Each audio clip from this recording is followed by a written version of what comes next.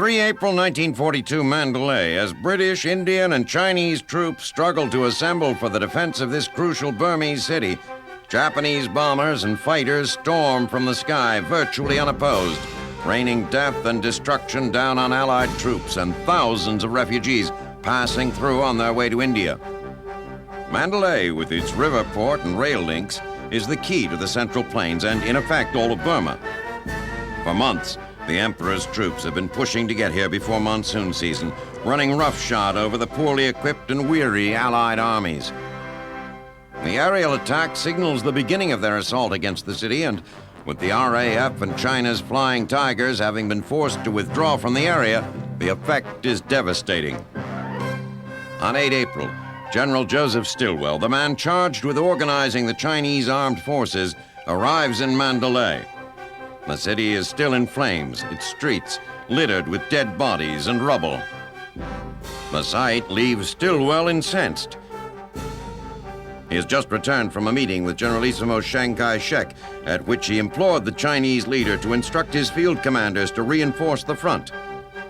In refusing to do so, Chiang suggests that Stilwell could increase the effectiveness of his troops by feeding them watermelon. Stilwell knows that Chiang is not as foolish as this statement would imply. He is merely unwilling to expend Chinese troops and equipment to defend anything other than Chinese soil, even though the loss of Burma would result in the complete isolation of China.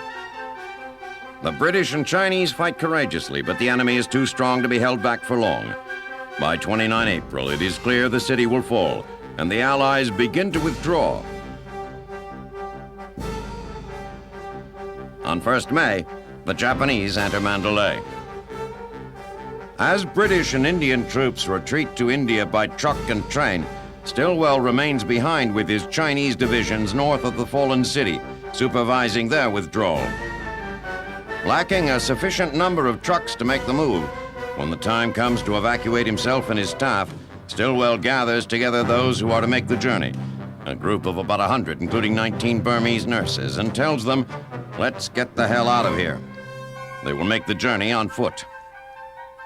Pressing through the Burmese jungle with the Japanese still advancing behind them, the group, led by the 60-year-old Stilwell, endures insects, deadly snakes, unbearable heat, and a severe shortage of food.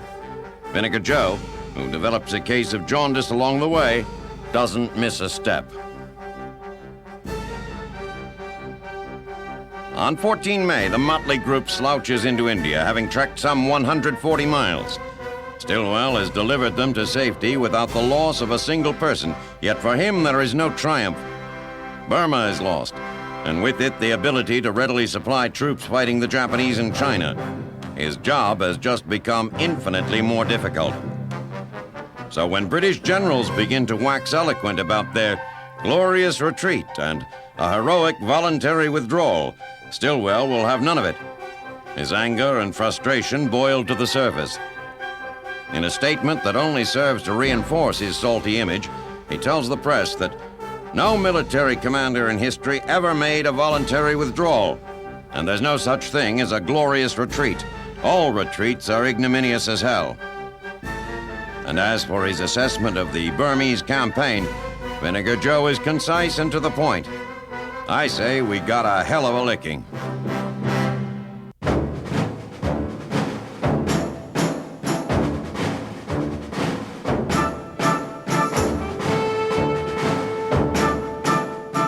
March 1942, in Washington, President Roosevelt signs a directive dividing the Pacific Theater into two commands. Though it is, on its surface, purely a bureaucratic nicety, in reality, it is the result of more than a month of difficult negotiations. It has been clear since the onset of war that the Pacific would have to be split. It is an impossibly large area, from just off the coast of the Americas to the Indian Ocean, covering roughly 1/3 of the Earth's surface. But how to divide that area has been an enormous problem, involving not only international and inter-service relations, but also the enormous egos of some of the key players. It has been assumed all along that General Douglas MacArthur would have command of at least some of the region. Though he arrived in Australia as little more than a refugee, In command of nothing but the few troops able to escape the Philippines with him, he is America's senior general in the region. American diplomats suggest that the Australians nominate MacArthur to command the as yet undefined southwestern Pacific area, and they grudgingly do so, though they prefer Lieutenant General George Brett, who has long served in Australia. The American Navy, which sees the war against Japan as a largely naval conflict, loathes the idea that they might be subject to Army command. When Admiral Ernest King ascended to Chief of Naval Operations, he started lobbying for a naval commander-in-chief of the Pacific. MacArthur is not the sort to play second fiddle to anyone, however, and he and his staff begin their own forceful lobbying campaign. As the Allies engage in largely defensive action in the East, the Joint Chiefs begin secret work on a directive apportioning the Pacific. It should not be, they know, the most pressing matter they have to deal with. All are in agreement that Europe must be won before the Pacific can be fought. But it is something that must be done if the turf war is to avoid becoming more active than the war against the Japanese. The final compromise makes MacArthur Supreme Commander of the Southern Pacific, from Australia through the great island chains of the Philippine archipelago to South Asia. The bulk of the on-land fighting that will have to be done in the Pacific will be done in that area. The remainder of the Pacific, minus a small band off the coast of the Americas, encompasses more territory, but almost no land. That becomes the domain of Admiral Chester Nimitz, who is named Commander-in-Chief of the North Pacific. Not to be outdone, MacArthur immediately retitles himself Commander-in-Chief of the South Pacific. It is an honorific unrecognized by the brass back in Washington, but apparently pleasing to the general himself.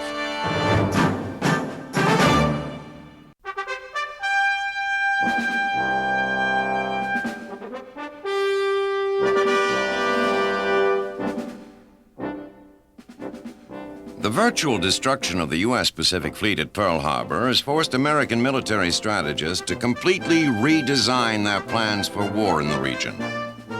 With 6 of 8 battleships sunk and the other 2 severely damaged, the Navy now lacks what has for centuries been the primary instrument of naval power. Although the attack on Pearl was a disaster, it could in fact have been far worse. By a stroke of luck, the fleet aircraft carriers and the heavy cruisers escorting them were on maneuvers at the time of the attack. Now, by default, they have been thrust into the position of being the primary weapon available to combat the Japanese. The push to build America's carrier force began in the 1920s, driven primarily by Brigadier General Billy Mitchell. Mitchell argued that bomb-laden aircraft were capable of sinking any ship afloat. His assertions were met with skepticism by the old salts of the Navy. They contended that the only thing capable of sinking a heavily armored dreadnought was another battleship, and relegated naval aircraft to use as scout planes. On 21 July 1921, however, Mitchell made his point in dramatic fashion. After months of training, his bombers sank the decommissioned battleship Alabama. While not everyone was convinced of the future of naval aviation, the demonstration prompted the Navy to convert the USS Langley into its first aircraft carrier. Despite the fact that by 1941 the U.S. Pacific Fleet had a total of 3 carriers, there were still those who questioned their usefulness. Ironically, it took the Japanese attack to prove to these skeptics the devastating effectiveness of carrier-based aircraft. The Japanese Navy, with many pilots among its top officers, was far quicker to adopt the carrier as the principal force in its fleet. While the leaders of the U.S. Navy were wrangling over how to best employ the carrier, Japanese naval aviators were gaining invaluable experience attacking land targets in China. Along with the unqualified support of the top brass and essential combat experience, the Japanese carrier pilots also have an edge in the aircraft department. The primary fighter of the Japanese Navy is the Mitsubishi Zero. It is faster, more maneuverable, and has a far greater range than the Americans' primary fighter, the Grumman Wildcat. That advantage, however, may well be short-lived. Soon to be deployed is a plane the Navy hopes will be more than a match to the vaunted Zero, the Vought F-4U Corsair. With distinctive gull-shaped wings and an enormous radial-cooled engine, the Corsair is faster and packs more punch than the Zero. Still, its effectiveness in battle is yet to be proven. In preparing to challenge the Japanese in the Pacific, American naval strategists face a daunting task indeed. With no precedents on which to base their actions, they must take the three carriers at their disposal and employ them in the most effective manner possible. They must check the mighty Imperial Navy, and at the same time learn how to effectively defend the carriers themselves. How they choose to meet these challenges, and how successful their solutions are, will undoubtedly dictate the outcome of the war in the Pacific.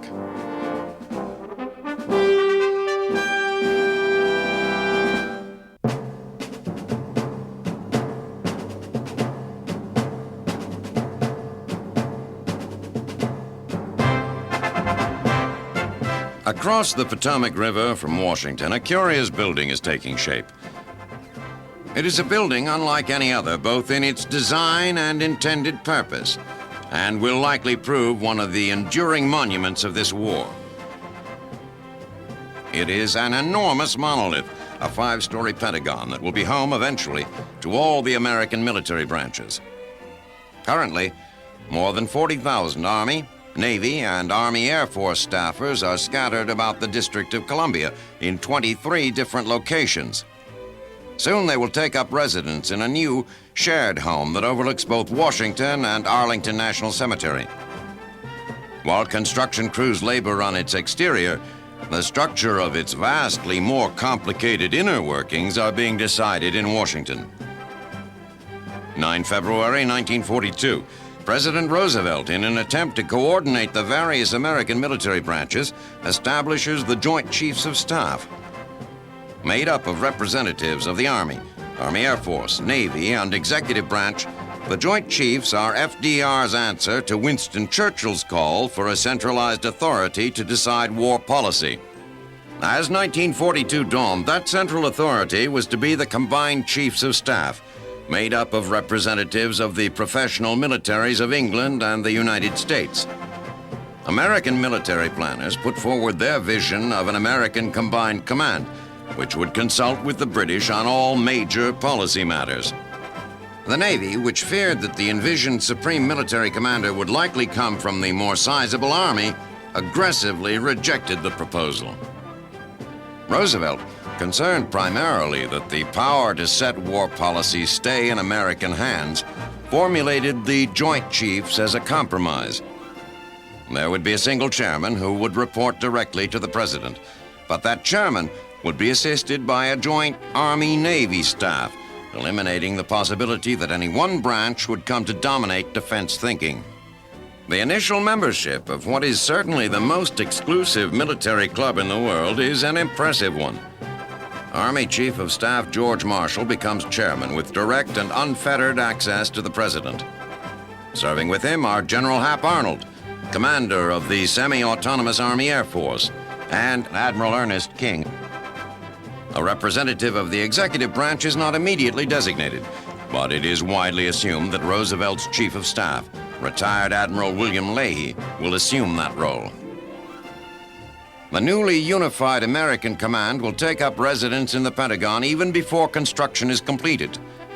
The huge building, 5 stories tall, 1,000 feet on a side, is being built in stages that will allow occupancy of one wing, while others remain little more than foundations.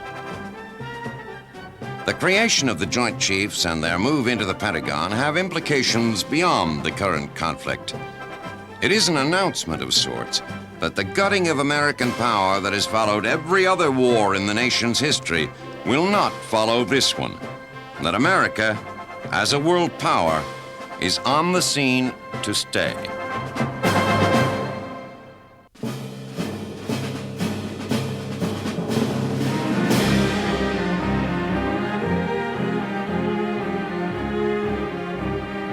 As the world is engulfed in fiery conflicts on the land, sea, and air, another, more subtle battle is being waged for the hearts and minds of the men and women on both sides. Rather than bullets, bombs, and bayonets, the weapons employed in this struggle are more commonly newspapers, films, and radio waves. While truth may be the first casualty of war, what is true is often less important than what is believed to be true, and propagandists on both sides are working feverishly to promote their version of the truth. In its effort to gain popular support and promote national unity, the Nazi propaganda machine is unrivaled. Using regular radio broadcasts, strictly controlled newspapers, and epic filmmaking, the Reich Ministry of Information and Propaganda, under the watchful eye of Joseph Goebbels, has rallied the German people, convincing them of the supremacy of the Aryan race and their destiny to dominate the world. The Germans have not just been fed visions of Teutonic nights and vibrant young Germans frolicking in the bright Alpine sun. Hitler realizes that to mobilize the entire German population for war, there must be a common enemy against which they can rally. By promoting stereotypes, the Nazis have cultivated the deep-seated fears of the German people and given them a vile enemy, a dire threat to the survival of the Aryan race, the Jew. The Nazis are certainly not alone in their efforts to sway the emotions of the populace. In the United States, a well-planned and concerted effort has been underway to influence public opinion since well before America's entry into the war. Long before Pearl Harbor, President Roosevelt, through the masterful use of his fireside chats, slowly began to enlighten the American public to the growing tide of fascism in the outside world, and to convince them that it was a serious threat to them inside their homes. While the Nazis may have a more sinister goal, American propagandists have also promoted stereotypes and played on the fears of the public. The Japanese are dehumanized, referred to as Japs or Nips. They are depicted in cartoons as buck-toothed, slant-eyed warmongers. A sense of caution and mistrust is cultivated as films are shown in movie houses, alerting viewers to the evil Nazi spies lurking in the mist.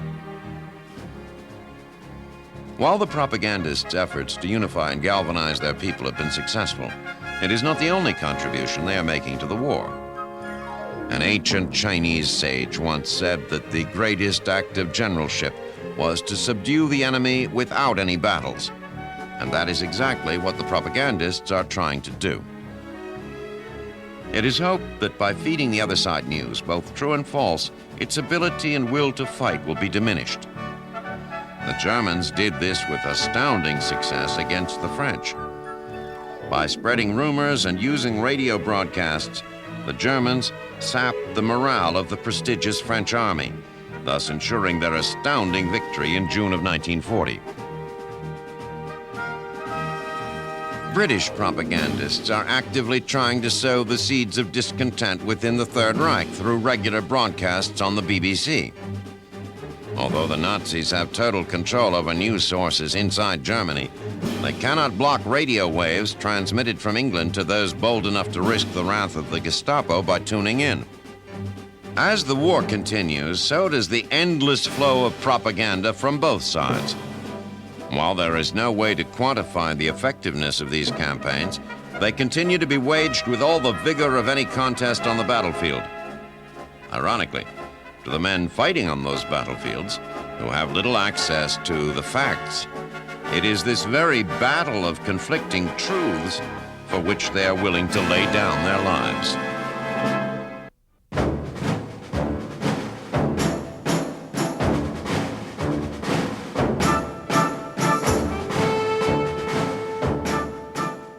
18 April 1942, in what will surely go down as one of the most audacious raids in American history, 16 Air Force bombers operating off an aircraft carrier strike a blow on the Japanese mainland. The attack, led by Lieutenant Colonel Jimmy Doolittle, is militarily insignificant, but it provides a huge morale boost to a nation in desperate need of good news. Soon after the bombing of Pearl Harbor, the president and his advisors began to discuss a carrier-borne retaliatory attack on Tokyo. The problems at first seemed almost insurmountable, key among them being America's need to protect its naval forces, which were seriously depleted by the Japanese sneak attack. Any ships used in the raid on Japan would have to leave as soon as the attack was launched. The raiders would have to land somewhere on the Asian continent. Even that relatively simple act was complicated by diplomatic considerations. The Russians, fighting for their national life against the Nazis, cannot risk opening a second front with the Japanese. Whatever planes bombed Japan would have to continue into China, a distance of 1,500 miles, far beyond the range of naval aircraft. The Air Force, however, has several bombers with ranges greater than 2,000 miles. Air Force Chief of Staff General Henry Hap Arnold ordered Doolittle to assemble and train a team of volunteers.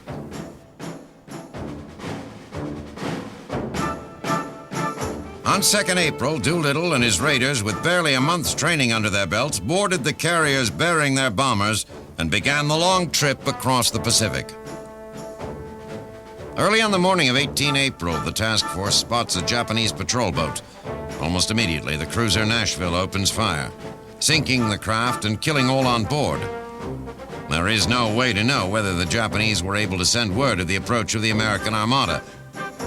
Still, hundreds of miles from their designated departure point, Doolittle is confronted with a choice: abort the mission, or take off knowing they haven't sufficient fuel to reach their safe landing areas. Believing the rewards to be worth the risks, he gives the green light for the mission.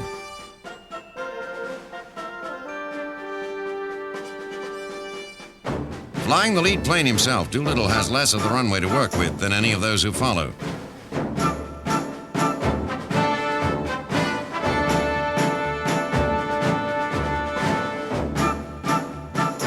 The B-25 trundles slowly forward, and as he runs out of deck, Doolittle pulls the nose of the plane sharply upward. The Navy pilots, familiar with the difficulties of taking off in such a constricted area, gasp in disbelief as the huge bombers, which normally depart from runways nearly a mile long, lift one after another into the overcast sky.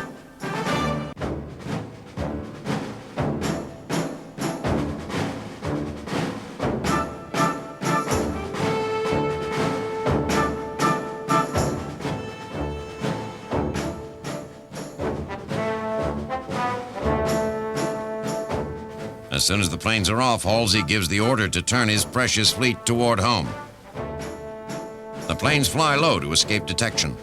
Each carries a 2,000-pound bomb load, a mixture of high explosives and incendiary devices. So that the loss of a plane will not turn into an intelligence bonanza for the Japanese, the elaborate Norden bomb sights normally installed in the Mitchell's cockpits have been removed. What is important, Doolittle and his men know, is not the accuracy of the bombing, but the bombing itself. The target is not a particular building or facility, but the much broader target of the Japanese nation's confidence. It takes 5 hours for the raiders to reach the Japanese coast. 13 head for Tokyo, and 1 each to Nagoya, Osaka, and Kobe. Shortly after noon, Doolittle and his raiders reach Tokyo.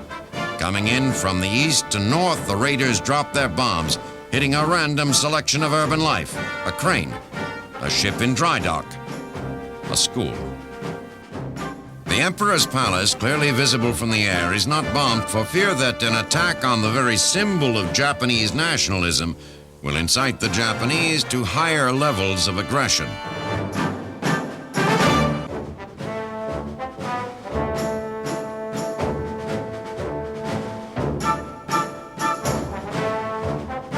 The bombing finished, the planes race onward toward China.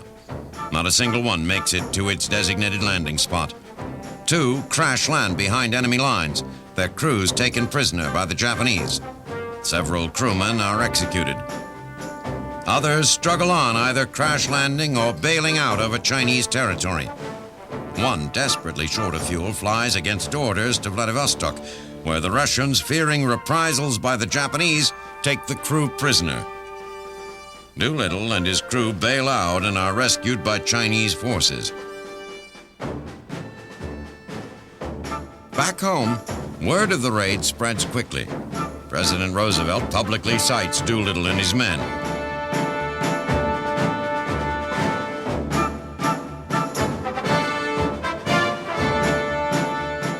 People pour into the streets and celebrate. It is, in truth, a small victory. But for Americans hungry for something to celebrate, even a small victory seems large at the outset of what promises to be a very long war.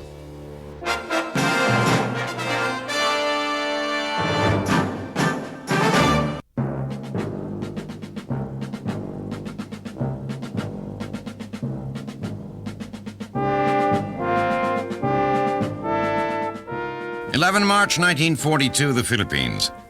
As General Douglas MacArthur is ordered by his superiors to abandon the islands for safe haven in Australia, the military situation here grows more dire and the American command seems beset by miscommunication and confusion. As he departs, the general divides responsibility for the remaining forces among his former assistants, failing as he does so to notify Washington of the changes. The commanders in the U.S. and MacArthur then issue a series of orders that seem out of touch with reality, at least as it is being experienced by troops on the ground. MacArthur orders General George Moore, holed up on the offshore island of Corregidor, to set aside rations for troops trapped on the Bataan Peninsula. Those troops are tired, bloodied, and half-starved, but MacArthur apparently believes they will be able to fight their way through the Japanese blockade and across 2 miles of open water to Corregidor. Washington, on the other hand, sends word to the senior officer in the Philippines to hold Bataan at all costs. That message is addressed to the commander in the Philippines and is intended for General Jonathan Wainwright. But since MacArthur's restructuring of the command, there is no single commander, and Washington's message finds its way not to Wainwright, but to Colonel Lucius Beebe. The confusion dramatizes a lack of consensus by the Allied command on exactly what the future holds for the island forces. Wainwright, who has moved his headquarters to Corregidor, finds himself bickering with a resentful MacArthur over, among other things, how much food is left on Bataan. When Wainwright calls for an air raid to relieve the Japanese blockade, MacArthur refuses, saying he doesn't have enough aircraft. Conditions on Bataan deteriorate, and on 29 March, Wainwright receives a desperate plea from the peninsula. Trapped in their foxholes without food or medicine, the Army forces are on the verge of collapse. Corregidor, itself cut off from resupply, has no food to give, and the fate of Bataan is sealed. On the night of 2nd April, the Japanese launch a huge artillery barrage, blowing a hole 2.5 miles wide in the American defenses. The next day, Japanese forces pour through the breach. From Australia, MacArthur orders a counterattack.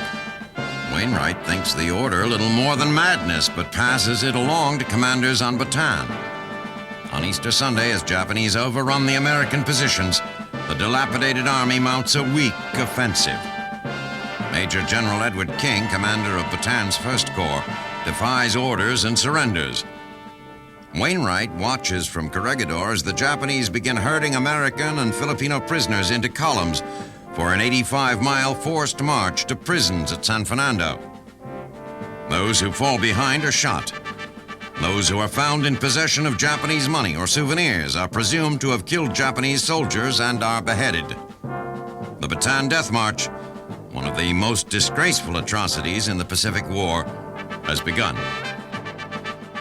In Washington, President Roosevelt rescinds his earlier order, giving Wainwright the power, if he deems it necessary, to surrender. On the night of 5 May, Japanese troops land almost undetected on the island. The fight is a short one, and by the morning of the 6th, Wainwright orders his troops to surrender.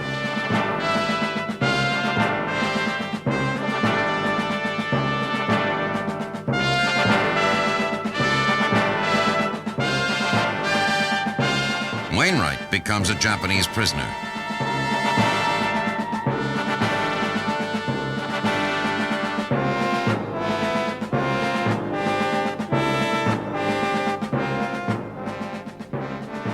For all practical purposes, organized American resistance in the Philippines has ended.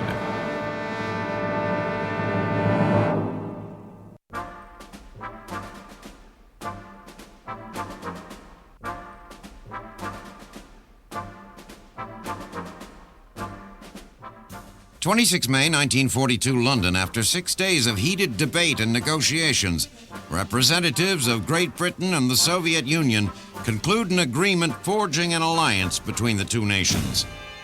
Soviet Premier Joseph Stalin, ever unafraid to straddle the diplomatic fence, had instructed his man Vyacheslav Molotov to insist that Russia be allowed to keep those areas of Poland and the Baltic states granted to it by its 1939 deal with Germany. Churchill and his man Anthony Eden balked.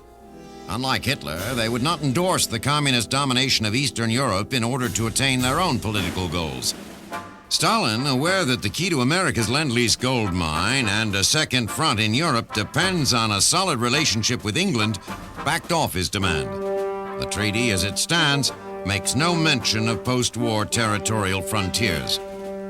For Churchill and Eden, the pact stipulating that no armistice or peace will be negotiated with Germany by either of the parties without the consent of the other provides a buffer against any possible shenanigans by Stalin, wherein he might, to save Russia, join forces with the Nazis and attack the Western Allies.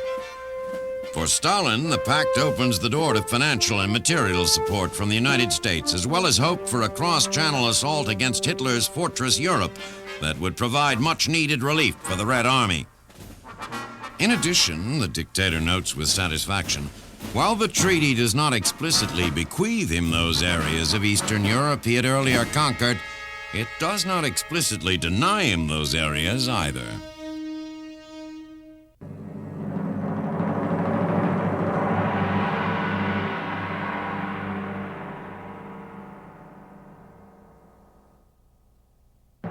April 1942, North Africa. From his headquarters in Benghazi, Field Marshal Erwin Rommel gazes east toward the positions of the British Eighth Army.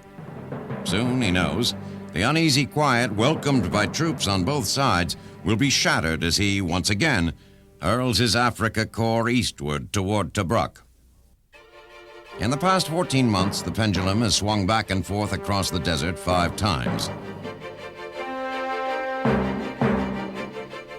The appearance of the stark landscape is made surreal by the miles of trenches crisscrossing the terrain like hundreds of tiny veins. Scattered about are thousands of burnt-out tanks, trucks, and jeeps.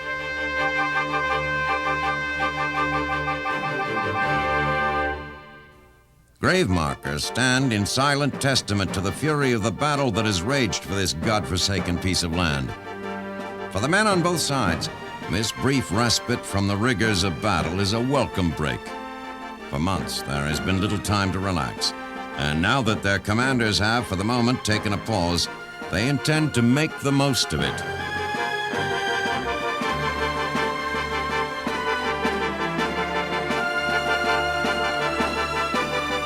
British commanders are using this time to fortify their positions for the attack they know is inevitable. Supplies pour in daily. Tanks, trucks, anti-tank guns. The Brits know they must outnumber Rommel's forces in order to make up for the Germans' superior weapons.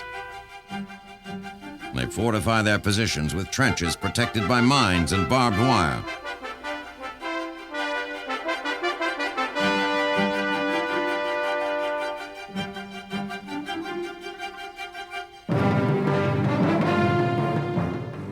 The Germans, meanwhile, are busy fighting a supply battle of their own. The ground war in North Africa relies completely on the Nazis' ability to deliver supplies to the port at Tripoli. The British realize this all too well, and the RAF operating out of Malta is hotly contesting the Germans' control of the Mediterranean. Day in and day out, vital German shipping is sent to the bottom by marauding Spitfires.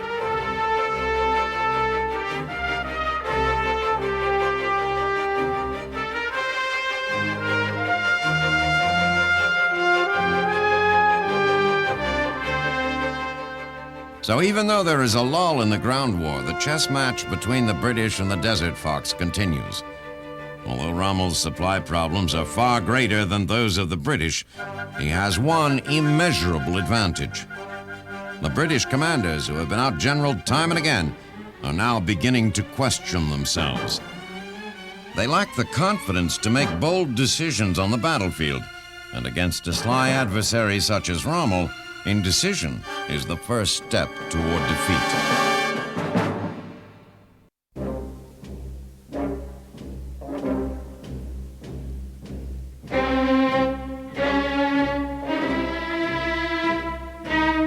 It is a sad but true fact that old men start wars and young men fight and die in them. This war is certainly no different. All the belligerents, including the United States, have asked a generation of their young men to set aside their lives and march off to an uncertain fate. While the austere, highly regimented routine of life under arms is, for the new recruits of most nations, quite foreign, for the Germans, it is a moment for which they have prepared their entire lives. Long before launching their war of aggression, Hitler and the Nazis began to indoctrinate the youth of Germany with martial training and values. In 1926, they established the Hitlerjugend, or Hitler Youth, an organization intended to educate young Germans for the good of the party. Initially a voluntary group, membership became compulsory in December 1936, and under the leadership of Baldur von Schirach, quickly became an integral part of the Nazi power structure. At age 6, young boys are required to serve an apprenticeship in the Hitler Youth. The spirit of camaraderie and the emphasis on athletics make the group extremely popular with youngsters. Along with the focus on physical activity, the boys are immersed in the National Socialists' political, historic, and racial doctrine.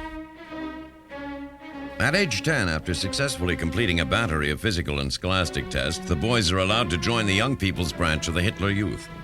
Much like the military, the boys are required to swear a personal oath of allegiance to Hitler, promising to lay down their lives for him if necessary. At age 14, the boys become full-fledged members of the organization. After 8 years of education, the boys have thoroughly assimilated Hitler's twisted theories of racial science and German national destiny. Promoting their vision of racial purity and Aryan superiority, the Nazis touted the Hitler Youth as producing young men with minds and bodies of steel. At the 1936 Olympics in Berlin, Hitler was determined to show the world that his young supermen were far better than athletes of inferior races. Much to his consternation, however, Jesse Owens, a black American, captured 4 gold medals in track, setting world records in all 4 events. Despite this blow to their worldview, the Nazis continued to exalt the superiority of the Aryan race and to instill these ideas in their children. As the time for war drew near, the training of the Hitler Youth took on a more practical military nature. Instead of marching or sports-related activities, the thinly disguised exercises and drills were preparing the young men for their coming tasks. Certainly, the astounding success of the German military in the first 2 years of the war can be at least partly attributed to the years of indoctrination and training their troops have had. Whether or not the Hitler Youth can continue to supply the German military with high-quality troops in the numbers necessary to support their far-flung armies remains to be seen. If it can, then Hitler may well realize his goal of world domination. If, however, the demand for fresh troops becomes too great, the young boys of the Hitler Youth may become nothing more than cannon fodder.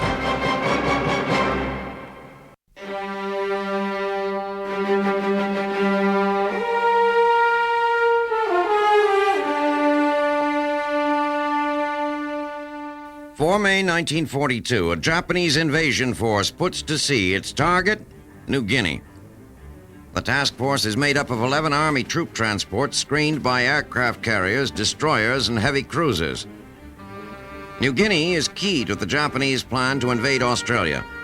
It is a short hop across calm water from the island to Cape York Peninsula in Queensland, and the Imperial plan is to have troops on Australian soil by summer. As the Japanese Armada sets out, they don't realize that the United States knows they're coming. Just after the outbreak of war, American cryptologists deciphered the most secret of Japanese secret codes. Since then, Japan's most privileged radio transmissions have been theirs for the taking. Floating between the Japanese task force and New Guinea are the ships of Admiral Chester Nimitz's Pacific Fleet. Nimitz and Admiral Bull Halsey believe that an air attack against the task force can stop the Japanese invasion before it begins. Nimitz distrusts the Army Air Force pilots and chooses instead to let the veteran pilots of the aircraft carriers Lexington and Yorktown carry the battle. Thus is a plan hatched for a completely new kind of battle, one in which great navies meet not with guns but with planes, attacking each other from far over the horizon. As the Japanese fleet sails onward, oblivious to the pending attack, a weather front swoops across the Coral Sea, befogging thousands of square miles of ocean. The heavy weather works in the favor of the ambushing American fleet, who conceal themselves until they are within 20 miles of the Japanese.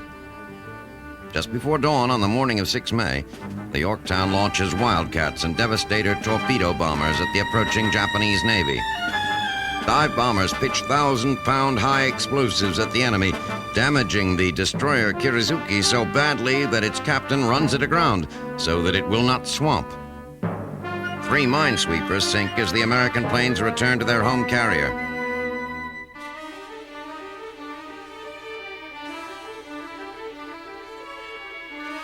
On 7 May, aircraft from the Lexington tracked down the Shoho, the smallest of several Japanese carriers in the area. Rear Admiral Aubrey Fitch launches an attack that catches the Japanese admiral with only 7 of his planes airborne. The Japanese turn their carrier into the wind to launch more fighters, just as the American torpedo bombers approach. The Shoho, steaming straight and steady so that its planes can take off, makes a fat target. 60 dive bombers and 24 torpedo planes finish the ship in less than 10 minutes. Attacks on the larger Japanese carriers, Zuikaku and Shokaku, are less successful. The Zuikaku hides in the dark of a rainstorm. The Shokaku is not so lucky. American planes drop 3 bombs on her deck, ending her ability to mount flight operations, but she steams away before a death blow can be dealt. The Japanese, while certainly getting the worst of the first day's conflict, were not without victories of their own. Japanese aircraft sink the American tanker Neosho of the cruiser Sims and damage several other craft. The next day, 8 May, dawns clear and bright. Aircraft from the Zuikaku corner the Lexington in a crossfire of bombs and torpedoes, striking both sides of the ship. As the captain orders a hard about to avoid one flight of incoming torpedoes, he turns directly into the path of another. Bombs from above explode in the ship's smokestack and in an ammunition magazine.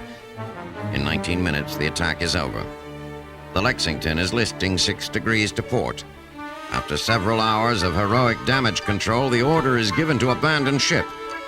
5 torpedoes from the American destroyer Phelps send the carrier once and for all to the bottom. The Yorktown, attacked at the same time, fares better. It absorbs several hard blows but continues to fight.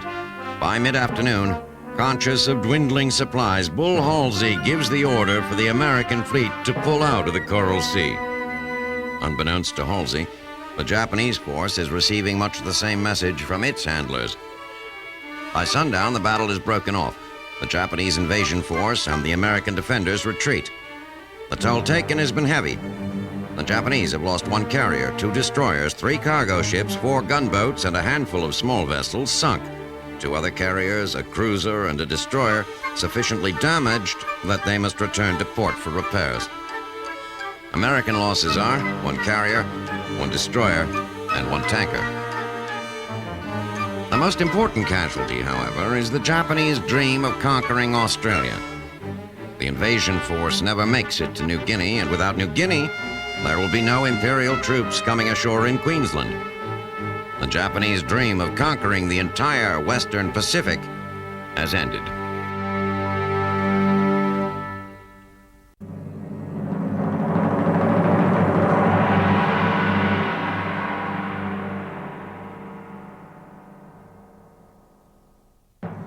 May 1942, England, under the command of Air Marshal Arthur Harris, over 1,000 Royal Air Force bombers take to the air, embarking upon Operation Millennium, the objective of which is the destruction of the city of Cologne.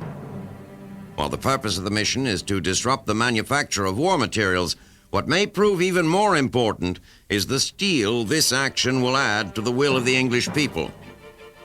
Since the war began, the citizens of Britain have played an historic, if unenviable, role. They have been on the receiving end of a lesson in the importance of aircraft in modern warfare. As the victims of a seemingly endless series of air raids, their nights have become a hell of raging fires, destruction, and death. As the Nazis have endeavored to dominate the world, they have depended heavily on air power. Under the leadership of Hermann Goering, the ruthless and visionary head of the Luftwaffe, incessant airstrikes have pounded Hitler's adversaries into helplessness. Time and again, they have destroyed cities, blown up bridges, highways, and rail lines, and perhaps most importantly, broken the will of the European peoples to resist. The psychological impact of aerial assault cannot be overestimated. Around the world, people depend upon their country's military, first and foremost, to protect them from harm. But how can any military be reasonably expected to protect against attack from the air when only one plane need reach its target in order to deliver a devastating blow? This is the lesson that the people of England have been forced to learn. But now, as her citizens ship their children to safe haven in the north and stiffen their upper lips, the Royal Air Force is preparing a reply. As much as the Germans want the war in Europe to be a battle of advanced military techniques, the British are about to turn it into a battle of a nation's will and a people's determination. On the evening of 30 May, the 1,046 planes of Millennium set out for Germany in an airborne caravan 70 miles long. Early the following morning, the citizens of Cologne awaken to the sounds of war as thousands of bombs explode and set their city ablaze. The anti-aircraft guns on the ground remain unused for fear of shooting down Luftwaffe defenders who never arrive. By morning, over 250 factories are in ruins, 45,000 Germans are homeless, and all but 40 of the British planes are safely home. As devastating a blow as the bombs deliver, even more disturbing to the German high command are the weapons dropped by the last airplanes to fly over Cologne. Thousands of leaflets drift down from the sky to the smoldering city below. Addressed to the people of Germany, they state simply, "The offensive of the RAF in its new form has begun." And so, it seems, as the battle of a nation's will and a people's determination.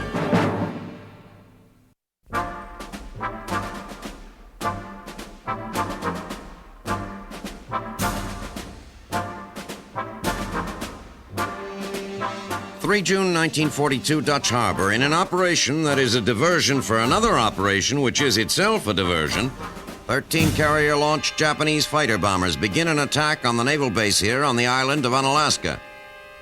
The purpose of this attack is to draw attention away from the planned invasion of the two most westerly islands in the Aleutian chain, Attu and Kiska.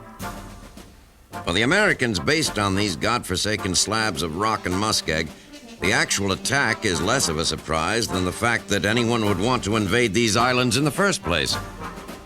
Situated off the coast of Alaska between the North Pacific and the Bering Sea, they are cold, desolate, depressing atolls of misery, barely suited for occupation by human beings. Nevertheless, they are U.S. territory and, despite the consistently inclement weather, are considered by both sides a possible staging area for attack. So the military has stationed men here to protect them.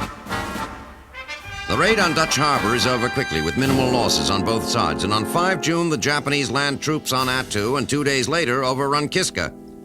In both cases, because the American commander had assumed the Japanese objective was the coast of Alaska, the invasions are unopposed.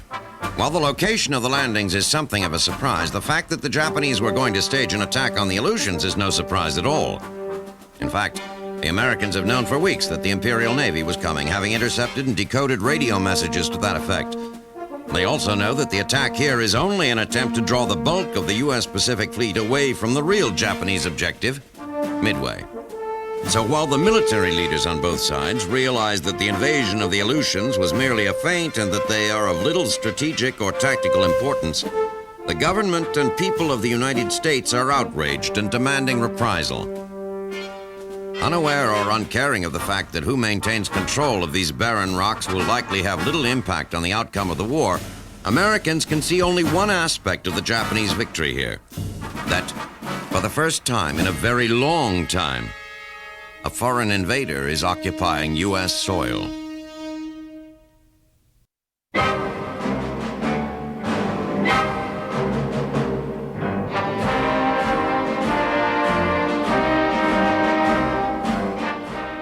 May 1942, Tokyo.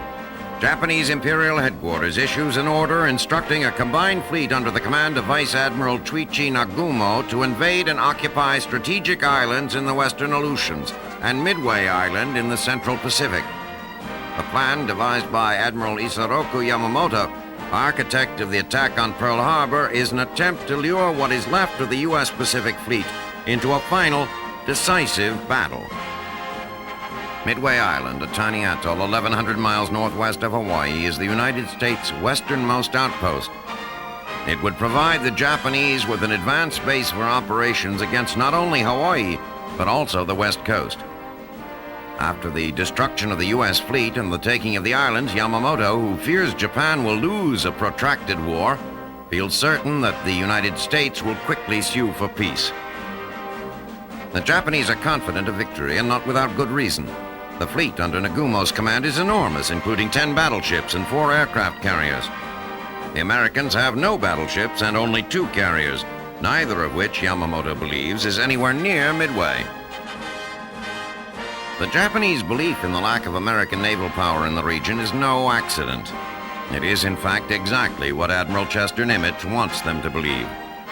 Nimitz is betting everything on the as-yet untested intelligence obtained by breaking the Japanese code, which indicates that Midway, not the Aleutians, is Yamamoto's primary objective. American intelligence has also misled the Japanese into believing that the USS Yorktown was sunk at the Battle of Coral Sea. Although she is far from tip-top shape, the Yorktown, after receiving emergency repairs at Pearl Harbor, is considered battle-worthy. On 2 June, with the Japanese fleet making for Midway, 2 American task forces under the command of Rear Admiral Raymond Spruance sit in radio silence 325 miles north of Midway. With only 3 carriers, the Enterprise, Yorktown, and Hornet, Spruance knows that if the U.S. Pacific Fleet is to survive the coming battle, he must achieve complete surprise, taking out the Japanese flat tops before they have an opportunity to effectively strike at his carriers. It is a tremendous gamble. If it pays off, it would be a devastating setback for the Japanese and perhaps a turning point in the war. If it fails, however, the Americans' ability to contest the Japanese in the Pacific will be virtually destroyed, leaving the west coast of America staring into a rising sun.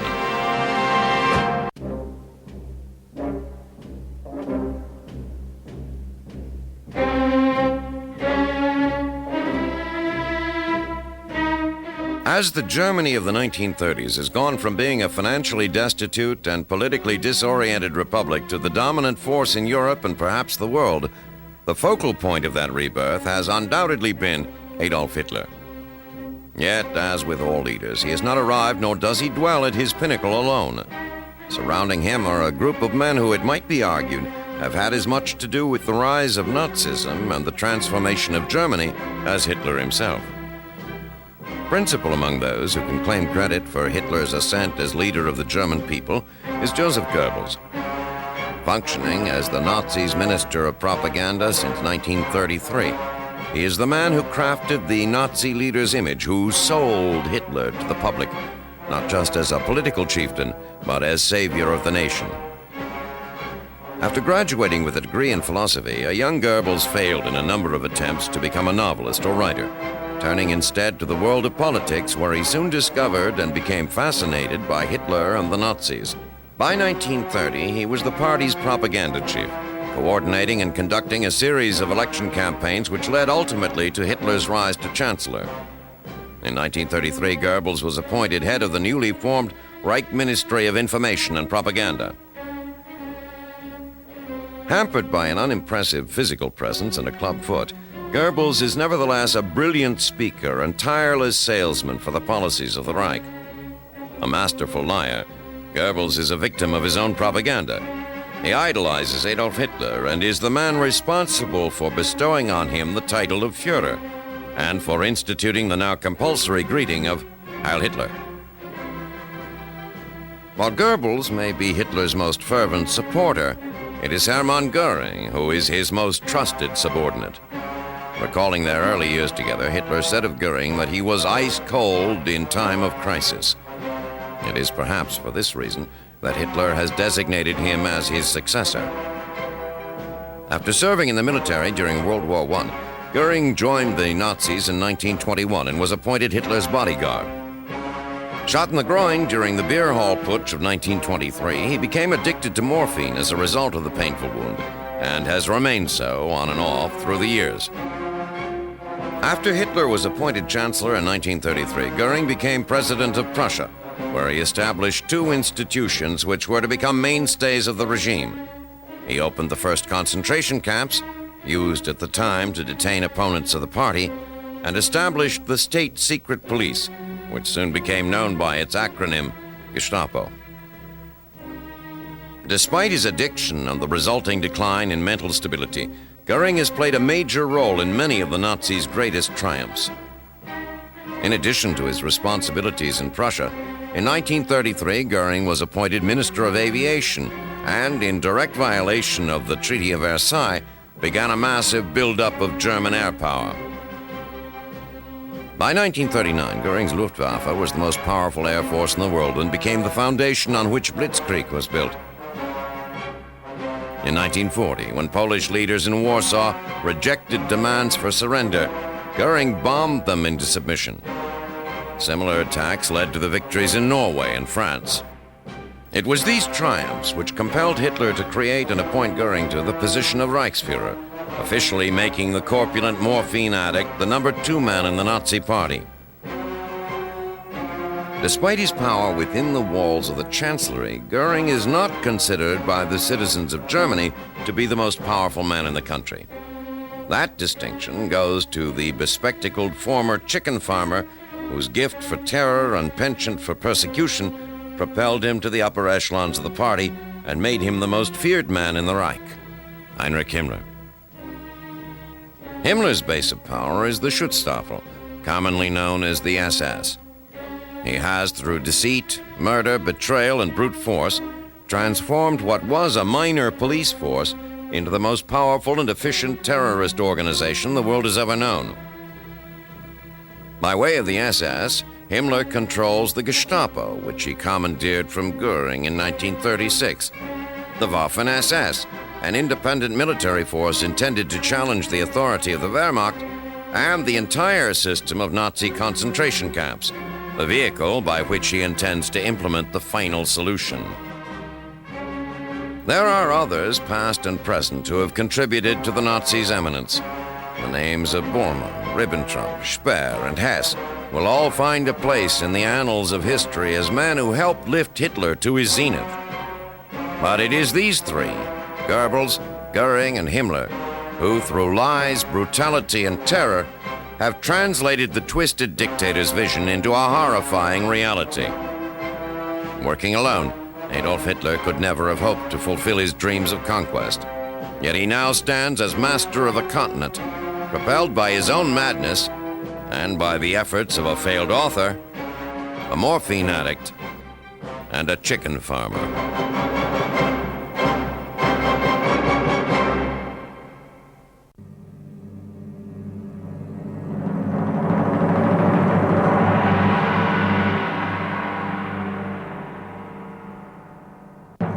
June 1942, the Central Pacific. A lone Catalina reconnaissance plane flies through scattered cloud cover in search of the massive Japanese naval task force en route to Midway Island.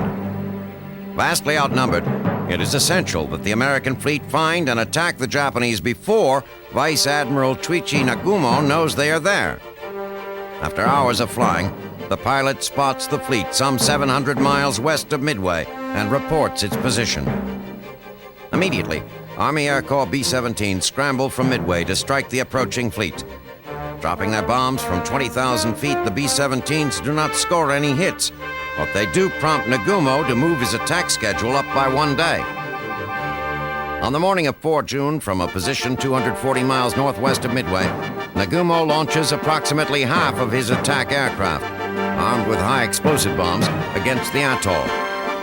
It retains the other half of his planes armed with armor-piercing bombs and torpedoes to deal with any American ships that may be in the area.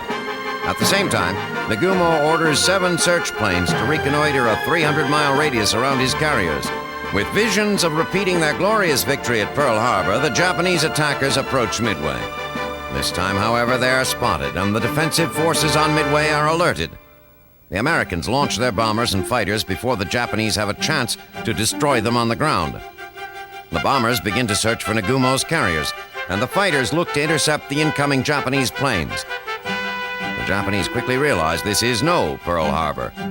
They have to fight their way to their target.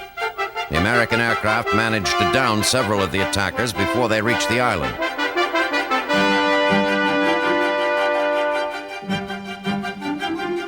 Over their target, they are greeted by fierce anti-aircraft fire. Although the attack does extensive damage, it comes far from achieving its intended goal of rendering Midway useless as an airbase. Meanwhile, the American bombers launched from Midway locate Nagumo's carriers. Once again, their bombing runs are ineffective, but they do keep the Japanese off balance.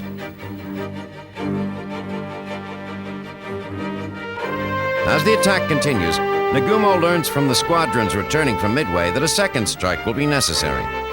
He orders his remaining planes to be refitted with high explosive bombs more suitable to land attack.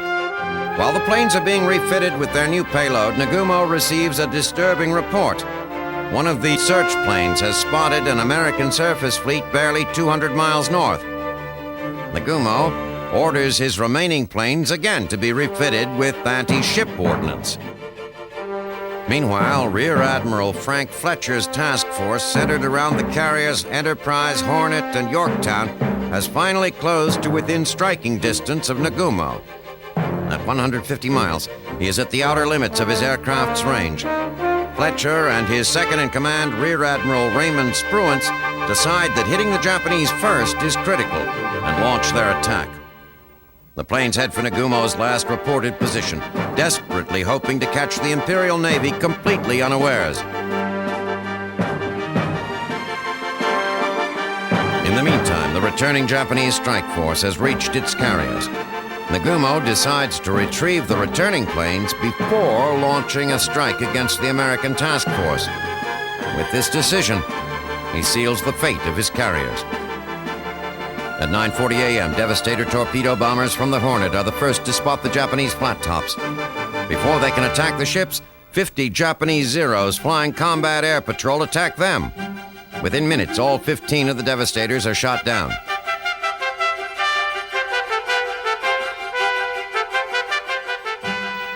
"14 torpedo bombers from the Enterprise and 12 from the Yorktown are next to take up the attack. Again, the Zeros pounce. All but 6 of the bombers are quickly splashed into the sea, and no Japanese ships have yet been hit. Nagumo, ready to launch his strike on the Americans, has his flight decks covered with fully armed aircraft. As they are about to take off, 33 Dauntless dive bombers from the Enterprise appear overhead. The Zeros, who have been busy eliminating the torpedo bombers, are at too low an altitude to intercept the dive bombers, and they get a free shot at the massive Japanese flat tops.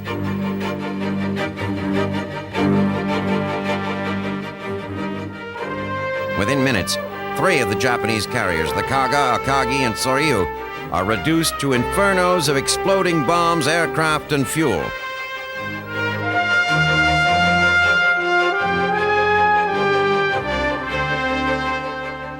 As the jubilant pilots turn for home, the surviving Japanese carrier, the Hiryu, launches 46 torpedo and dive bombers and a dozen escort fighters to strike back at the American carriers. Following returning American planes back to the Yorktown, the Japanese attack. The Yorktown is still suffering damage from the Battle of Coral Sea. The Japanese hit her with 3 bombs and 2 torpedoes. Despite a heroic effort, the Yorktown's crew cannot save her. and are forced to abandon ship. Late in the afternoon of the 4th, the Americans find the Hiryu and deal her a critical blow. The next day, damaged beyond repair, she is sunk by Japanese destroyers. For the Americans, it is an astounding victory. Midway is still in American hands, and the Japanese have been dealt a decisive blow. 4 of their best carriers now rest on the bottom of the Pacific, along with hundreds of their highly trained air crews. These are losses that will take Japanese industry and training programs years to replace. And although the Americans have lost the Yorktown, the balance of power in the Pacific has been drastically changed. The Imperial Navy is now irretrievably on the defensive. Japanese hopes for further expansion in the Pacific have been lost forever.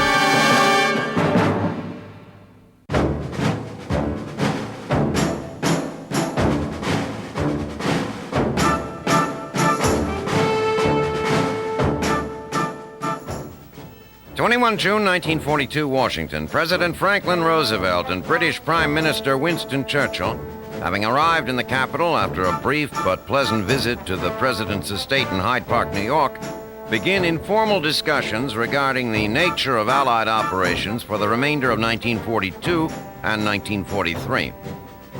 Unlike the Arcadia Conference earlier in the year, these talks are at the same time less formal and more acrimonious. At that meeting, Churchill and his staff had been quite successful in persuading the President and American military leaders to accept their views on what the initial Allied approach to the war ought to be. But since the conference, the Washington contingent have begun to show signs of independent thought and action that the British, particularly Churchill, find disturbing. Not long after Arcadia, the American Joint Chiefs of Staff began to feel as though they had been railroaded by an English delegation who, having been at war for some time, were better prepared to state their case.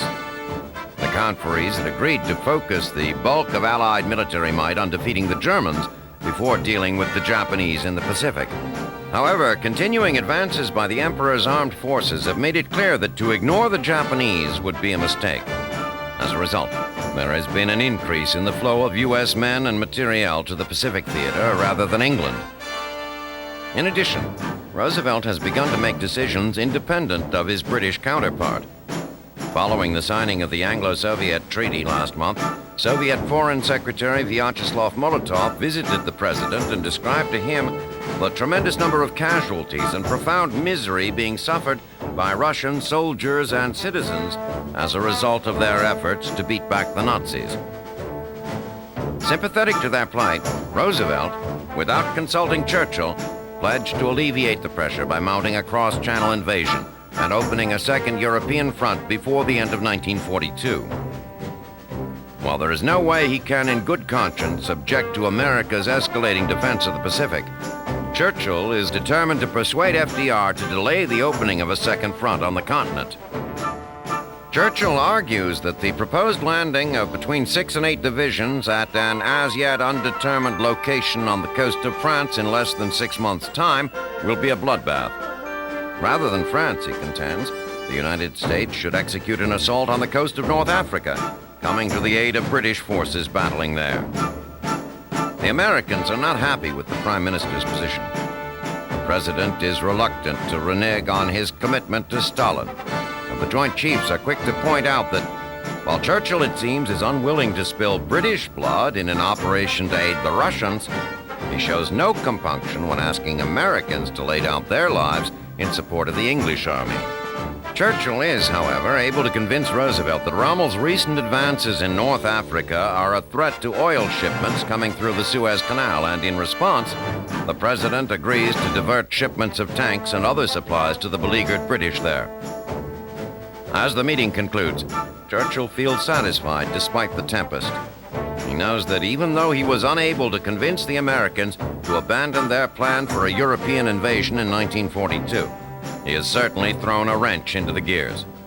In addition, he has managed to redirect some shipments of supplies to his armies in Africa. There is another result of this meeting which is pleasing to Churchill. Early on in the visit, while he and FDR were at Hyde Park, they had discussed an ongoing U.S.-British project intended to develop a bomb using uranium, a weapon which would harness the power of the atom. The two agreed that all of the project workings will be moved to American soil, but that any results will be shared by both countries.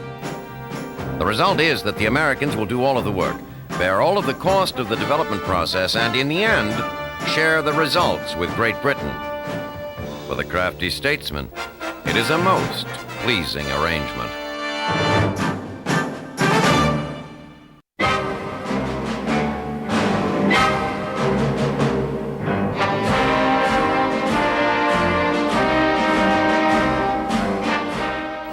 June 1942, North Africa. On the stinging sands of the desert, the British and Nazi armies are squaring off for what may be the final battle to determine the continent's future.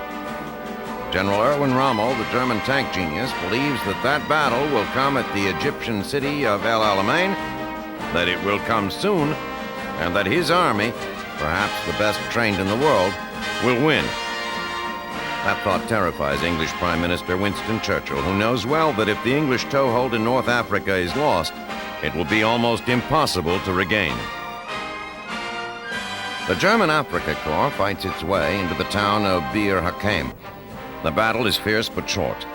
The Germans take little time celebrating their victory before looking forward to their next target, Tobruk, the last significant obstacle between Rommel and El Alamein.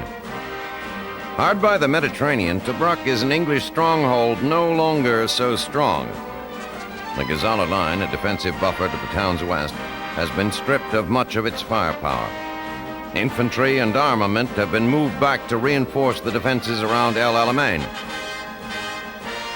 The English are instead counting on tanks to blunt the German offensive. The British have more than 900 tanks on the outskirts of Tobruk and have shipped in as well 35,000 infantry reinforcements. Tanks are, of course, Rommel's specialty, and upon arriving at Bir Hakeim, the Desert Fox sets up a replay of what has been his strategy all across Africa. He places huge artillery batteries at strategic locations, and then maneuvers his tanks to draw the English into range. As they have before, the English blunder into the German trap and find themselves cut literally to pieces by the German 88mm guns. Of the 900 tanks British General Sir Claude Auchinleck takes into battle on the 11th, only 65 come out on the 13th. Not surprisingly, Auchinleck believes that Tobruk cannot be held and suggests a withdrawal before the Germans can regather their strength. Churchill rejects the proposal, insisting that Tobruk be held. The Prime Minister orders Auchinleck to do so. At dawn on 20 June, Rommel launches what he believes will be the final assault on the city. More than 150 aircraft pummel the town center and the harbor from above, while German and Italian artillery around the city's edges lob thousands of rounds at the English positions. An infantry assault clears a path through an enormous minefield, and by noon, German tanks are freely wandering the streets of the city. What English commanders had hoped would be an orderly evacuation of Tobruk degenerates into chaos. The English headquarters moves from place to place, only steps ahead of the advancing Germans. The convoys setting out for El Alamein become shooting galleries for German tanks, which fire point-blank into trucks loaded with infantry. By sunset, the battle for Tobruk is nearly over. General Klopper, the South African general in charge of British forces in the city, gets word out to his headquarters in El Alamein. "If you are counterattacking," his message says, "please let me know." There will be, however, no counterattack. The English forces dug in around El Alamein will stay dug in, awaiting Rommel's next inevitable advance. At 9 o'clock on the morning of 21 June, Klopper runs up the white flag of surrender. As the remaining English troops fall into German hands, it is clear that they have won the respect of their enemies. Rommel, a professional soldier through and through, tells his captives, "You have fought like lions and have been led by donkeys." Rommel's victory is so decisive that the day after the battle's end, Adolf Hitler promotes him, giving him the highest rank in the German army, Field Marshal. By that time, Rommel is already looking east to El Alamein, and what he is confident will be the ultimate German victory in Africa.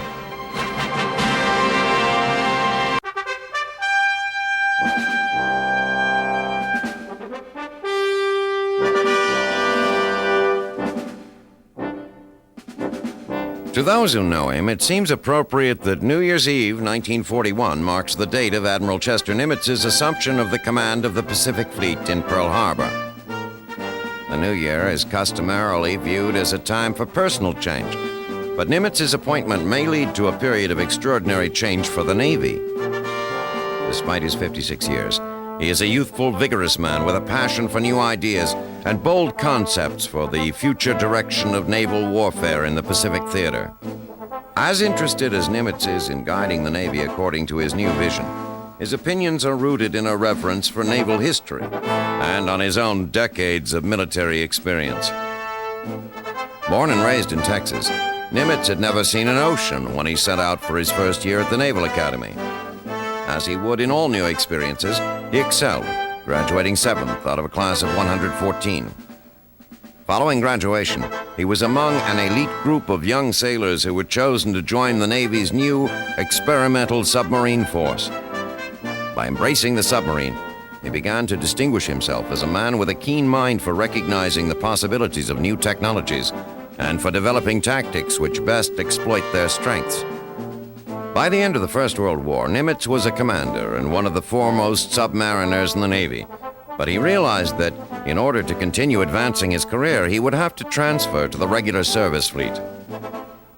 His experience as captain of several ships over the following years was particularly timely, as he was afforded the opportunity to witness the early development and growing pains of the aircraft carrier. Despite his distinguished career and boundless energy, it nonetheless came as a surprise when on 13 December 1941, Secretary of the Navy Frank Knox told Nimitz that he was to take command of the Pacific Fleet. Nimitz was told that one of the reasons for his promotion was the Navy's desire to send someone to Pearl who could ease the fear and shame of the survivors of the attack. Upon his arrival, he gathers the men together and tells them simply that they were not to blame for what happened, that he has complete faith in their abilities, and that he wants very much for all of them to remain under his command. Morale improves immediately. Seeing the aftermath of the attack firsthand, Nimitz states that in his estimation, the Japanese blow has not been so devastating after all. Pearl Harbor remains a viable naval facility. The machine shop, the submarine base, and millions of barrels of oil were untouched in the attack. As a result, the Navy does not have to retreat to California. Realizing that lack of information is the principal reason for the success of the Japanese attack on Pearl Harbor, he insists that he receive all intelligence information raw as it comes in, knowing every second that passes is one in which he could already be countering Japan's plans. As Nimitz sees it, the most effective way to renew the strength of the fleet is through use of the aircraft carrier. While he regrets the tragedy of December 7th, he is nonetheless relieved that the ships sunk were battleships, not carriers. The attack, for Nimitz, points plainly ahead towards a day when the battleship, long the center of naval warfare, gives way to the newer, smaller, quicker, and ultimately more powerful carrier. And while many in the Navy argue that our reliance on the battleship has brought us peace in the past, Nimitz maintains his faith that it is the carrier that will bring us peace in the future.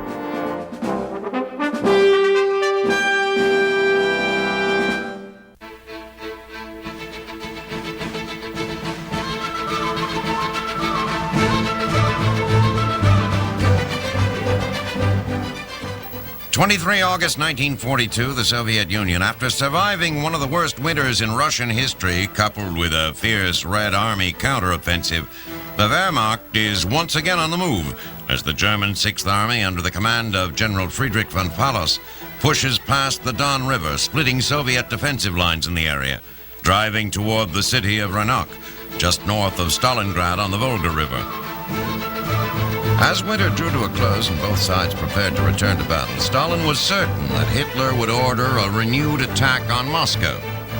Prior to being halted by the weather, the Germans had driven to the doorstep of the Soviet capital before being pushed back by the surprisingly potent counteroffensive. Believing that they would pick up where they left off, the Russians concentrated their forces near Moscow. In addition, Stalin, determined to continue driving the enemy back, resolved to attack south toward the Crimea and liberate Sevastopol, which had been under siege for months. In both cases, Stalin's reasoning proved to be flawed. Having underestimated the strength of the Germans in the region, the Soviet offensive was a complete failure, and Sevastopol fell to the Nazis on 4 July. A second offensive in the southwest yielded an even worse result when the Red Army stumbled into a German trap and 100,000 Russian soldiers were taken prisoner. As for Moscow, Hitler was content to leave things as they were while he focused instead on an offensive in the south. On 28 June, Army Group A began driving out of the Ukraine and toward the Caucasus, while just to the north, Army Group B, spearheaded by the panzers of von Paulus's 6th Army, started advancing rapidly toward Stalingrad. With the ground baked hard by the summer sun, July and August found the armored divisions of the 6th driving hard and fast toward the Don. Now, having broken through, they arrive at Ranok, a mere 35 miles from their objective. As Stalingrad's defenders struggled to prepare for the impending ground assault, the Luftwaffe fills the sky over the city. Hundreds of Ju-88 bombers and Stukas fly some 4,000 sorties on the 23rd and 24th, turning Stalingrad into a sea of flames stretching 25 miles along the banks of the Volga. Despite the devastation raining down from above, the citizens of Stalingrad continued to prepare for its defense. Trenches are dug, fortifications built. Factory workers churn out tanks and guns 24 hours a day. Thousands of teenagers, officially too young to serve in the military, are put in uniform and given weapons. When there are no more rifles to be issued, soldiers are armed with metal pipes. Medical units are disbanded and their members pressed into battle. The wounded will be left where they fall while others carry on. And so it seems that, as it was at Moscow nearly a year ago, the Germans stand on the brink of capturing a Soviet city so crucial it might be considered the linchpin of the nation. Should Stalingrad fall, as Hitler has been proclaiming it will, it can be only a matter of time before Russia joins the list of countries conquered by the Reich.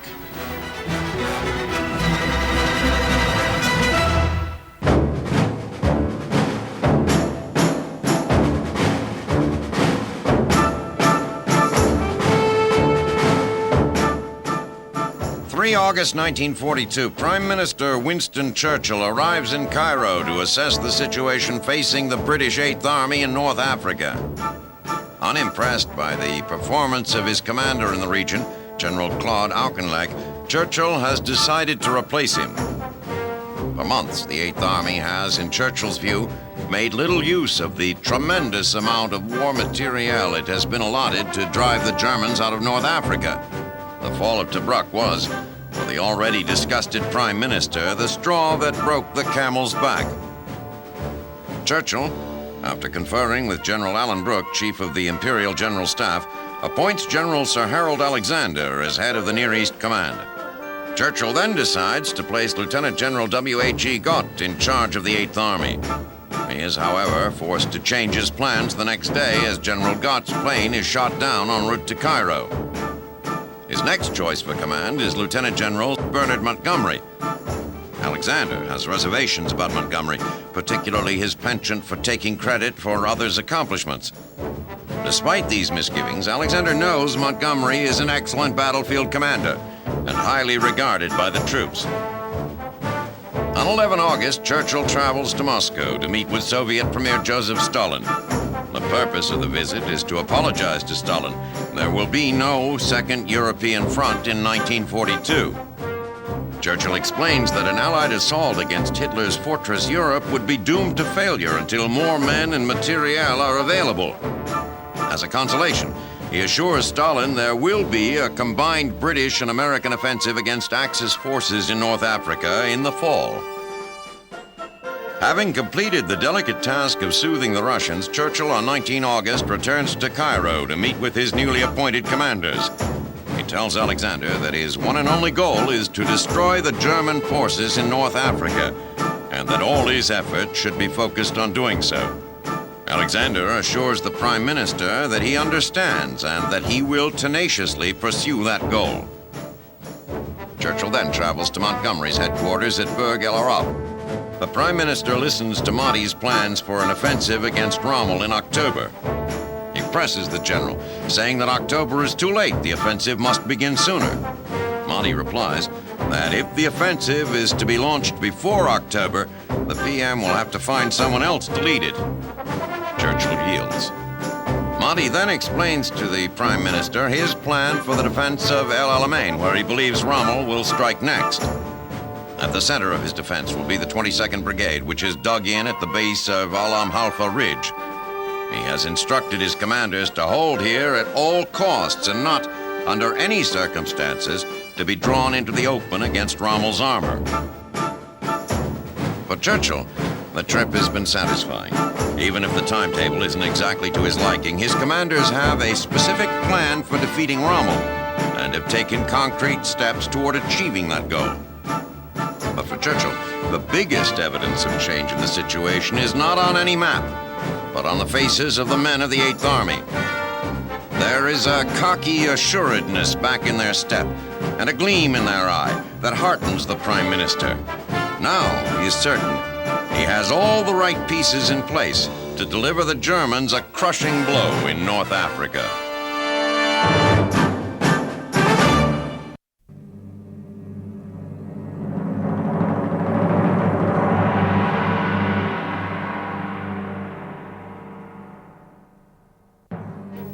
August 1942, the Mediterranean.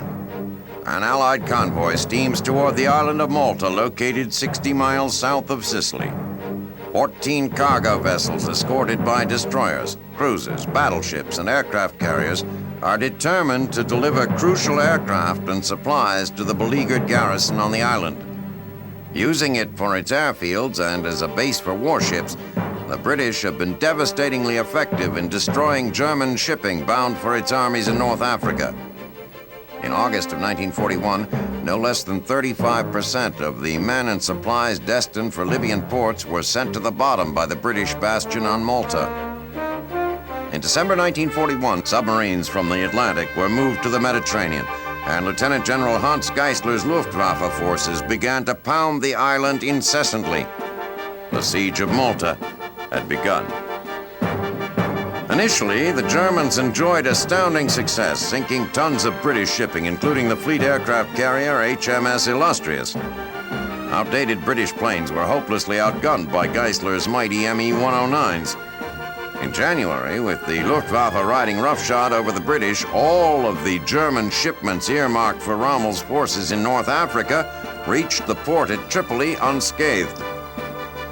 In the first week of March, just as the situation was growing critical, the British received a desperately needed shipment of new Spitfires, courtesy of the USS Wasp. With fighters able to contest the Messerschmitts, the British once again began to take a heavy toll on German shipping. The Luftflotte II, under Field Marshal Albert Kesselring, then stepped up its campaign to eliminate Malta as an obstacle to German control of the Mediterranean. With as many as 300 bombers hitting the island at a time, the defenders were reduced to receiving ammunition and supplies from submarines, slipping into the port at night. Now the Allies have sent this massive convoy to relieve the defenders. As determined as they are to reach Malta, the Germans are just as determined to stop them. The first to strike the convoy are the German subs. The carrier, HMS Eagle, is struck by 4 torpedoes and goes to the bottom with 200 of her crew. The Luftwaffe then begins an all-out assault on the fleet. For 3 days, carrier-based planes and anti-aircraft crews fight off German torpedo and dive bombers, but suffer heavy losses. On the 14th, however, 4 of the cargo ships reach Malta with their vital supplies. While Malta itself may seem insignificant, it is pivotal to the war in North Africa. The pendulum in the desert has consistently swung in favor of the side controlling the shipping lanes of the Mediterranean. Now, with the British garrison on Malta replenished and the 8th Army in North Africa under new leadership, British commanders hope that the next swing of the pendulum will be in their favor.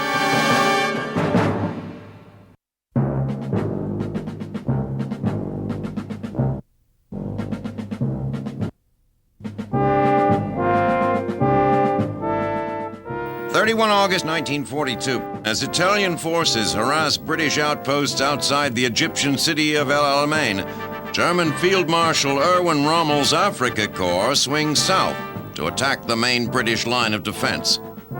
The attack is not unexpected.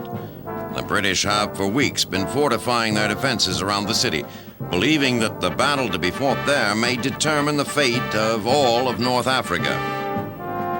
Like the British, Rommel believes that El Alamein will be pivotal. But unlike the British, he has been unable to resupply and reinforce his troops. Rommel, whose strategy is based on fast, coordinated attacks, has been forced to scrounge for fuel amid the destruction the Afrika Korps has wrought.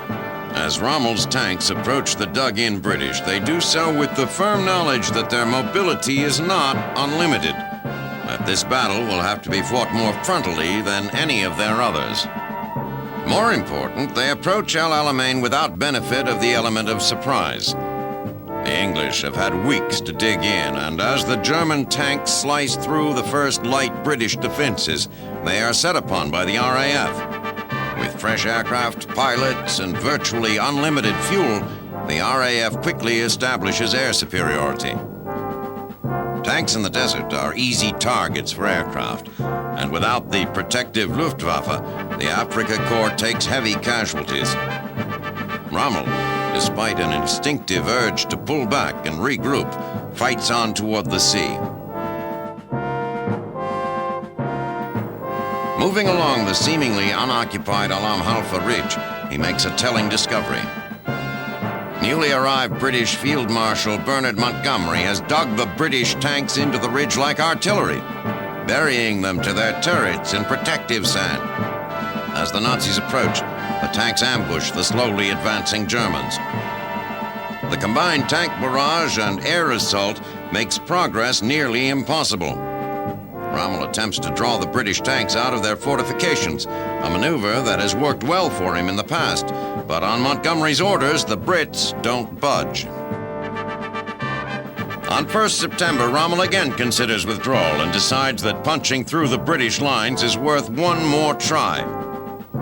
Coordinating his attack with the weakened Luftwaffe, he makes one more assault on Alam Halfa Ridge, hoping desperately that the British, weakened by previous assaults, will decide to fall back. Monty's men, however, hold their ground. For the third time in 2 days, the Nazis are beaten back.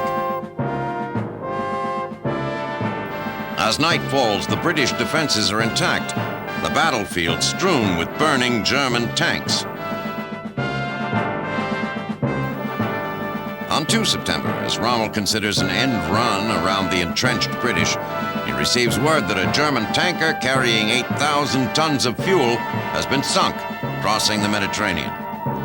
There will be no daring dash across the desert, no surprise attack at the British flank that will win the day.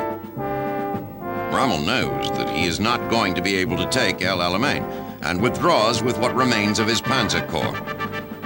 As he goes, the RAF continues its harassment, bombing the retreating Nazi column, turning the roadway into a kind of highway of death. It presents a tempting opportunity. A sudden charge by the British might well finish the Afrika Korps for good. The British armor, however, stays put. Montgomery's predecessors were victimized several times by German counterattacks, and Montgomery, who is as careful a commander as there is, decides that it is better to leave the potential knockout blow for another day. At El Alamein, he will be satisfied with a simple victory.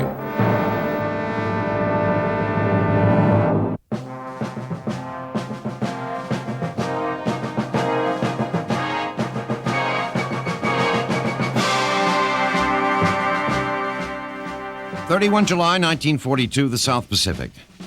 After gathering just south of the Fiji Islands, an American naval task force under the command of Vice Admiral Frank Fletcher set sail for the Solomon Islands.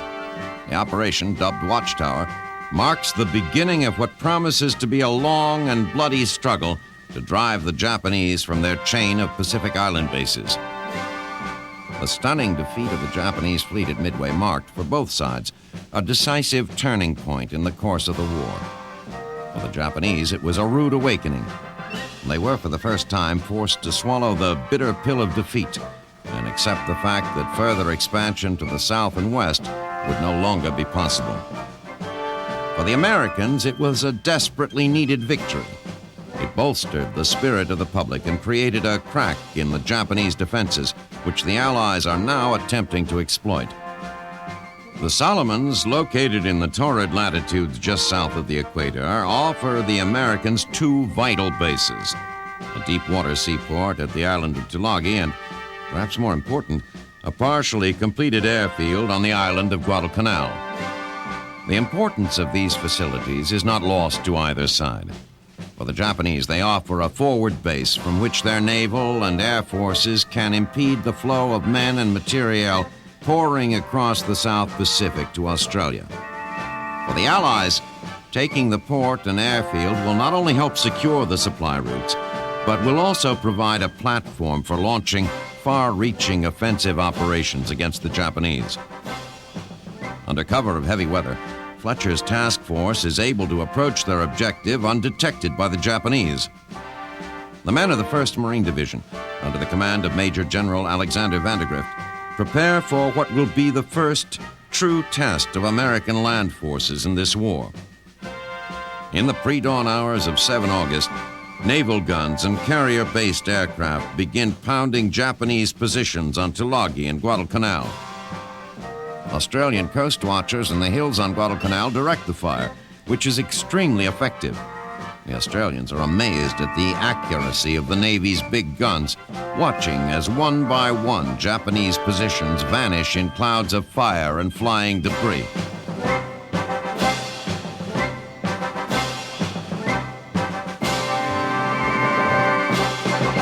As the Marines head for the beaches on both Tulagi and Guadalcanal, there is no response from the Japanese on the islands. The men in the assault boats share a cautious optimism.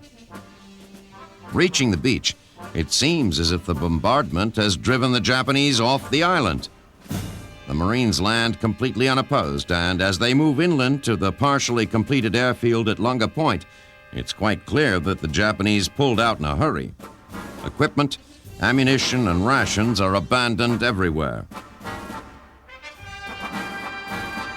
While Marines secure the airfield, logistical problems are mounting on the beach. Material is coming off ships faster than it can be moved to inland cover. American commanders, fearing that an attack by Japanese bombers could easily destroy the vital supplies, slow the flow of material coming in. This gives the men on the island time to move the existing supplies inland, but reduces the total amount of supplies available. By late in the afternoon of 7 August, the Marines on Tulagi make contact with the Japanese. An enemy garrison holed up in the caves on the eastern end of the tiny island begins showering the Marines with heavy machine gun fire. The Marines are stunned by the Japanese unwillingness to surrender in the face of such an overwhelming force. They are forced to destroy the Japanese positions one by one. Of the 2,000 defenders on the island, 23 are taken prisoner. Meanwhile, on Guadalcanal, the unloading of supplies has been interrupted by a flight of twin-engined Japanese bombers.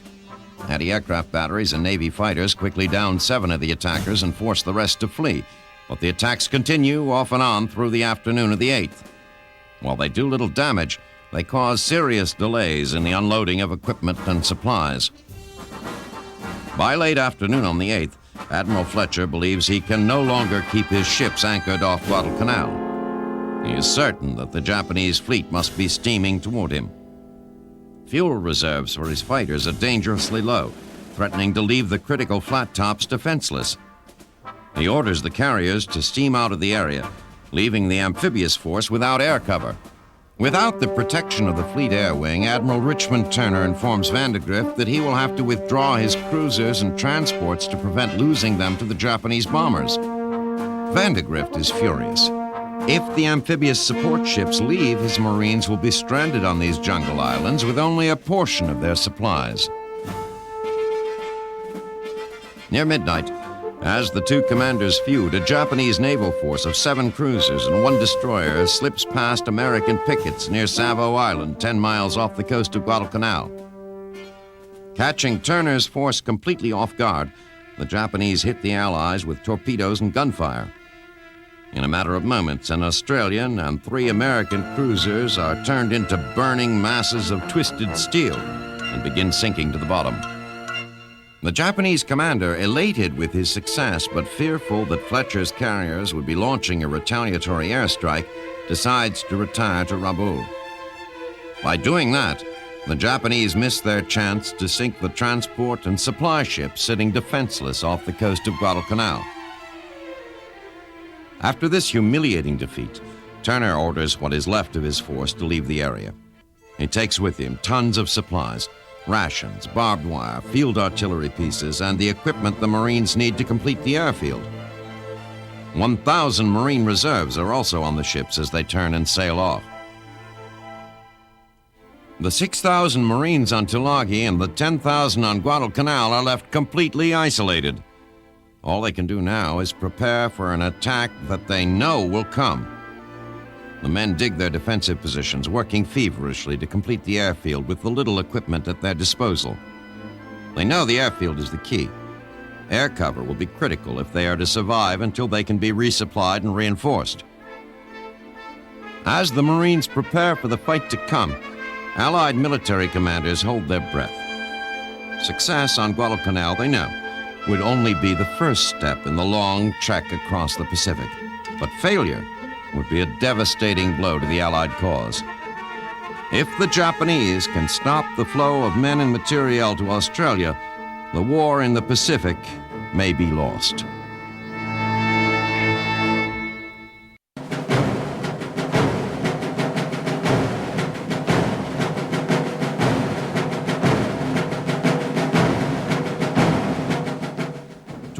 August 1942, Stalingrad.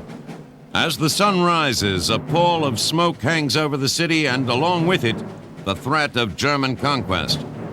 Having been attacked almost non-stop for the last 24 hours by a seemingly endless stream of Luftwaffe bombers and fighter bombers, Stalingrad is a sea of flames, and the rising sun brings no respite as German bombs continue to fall.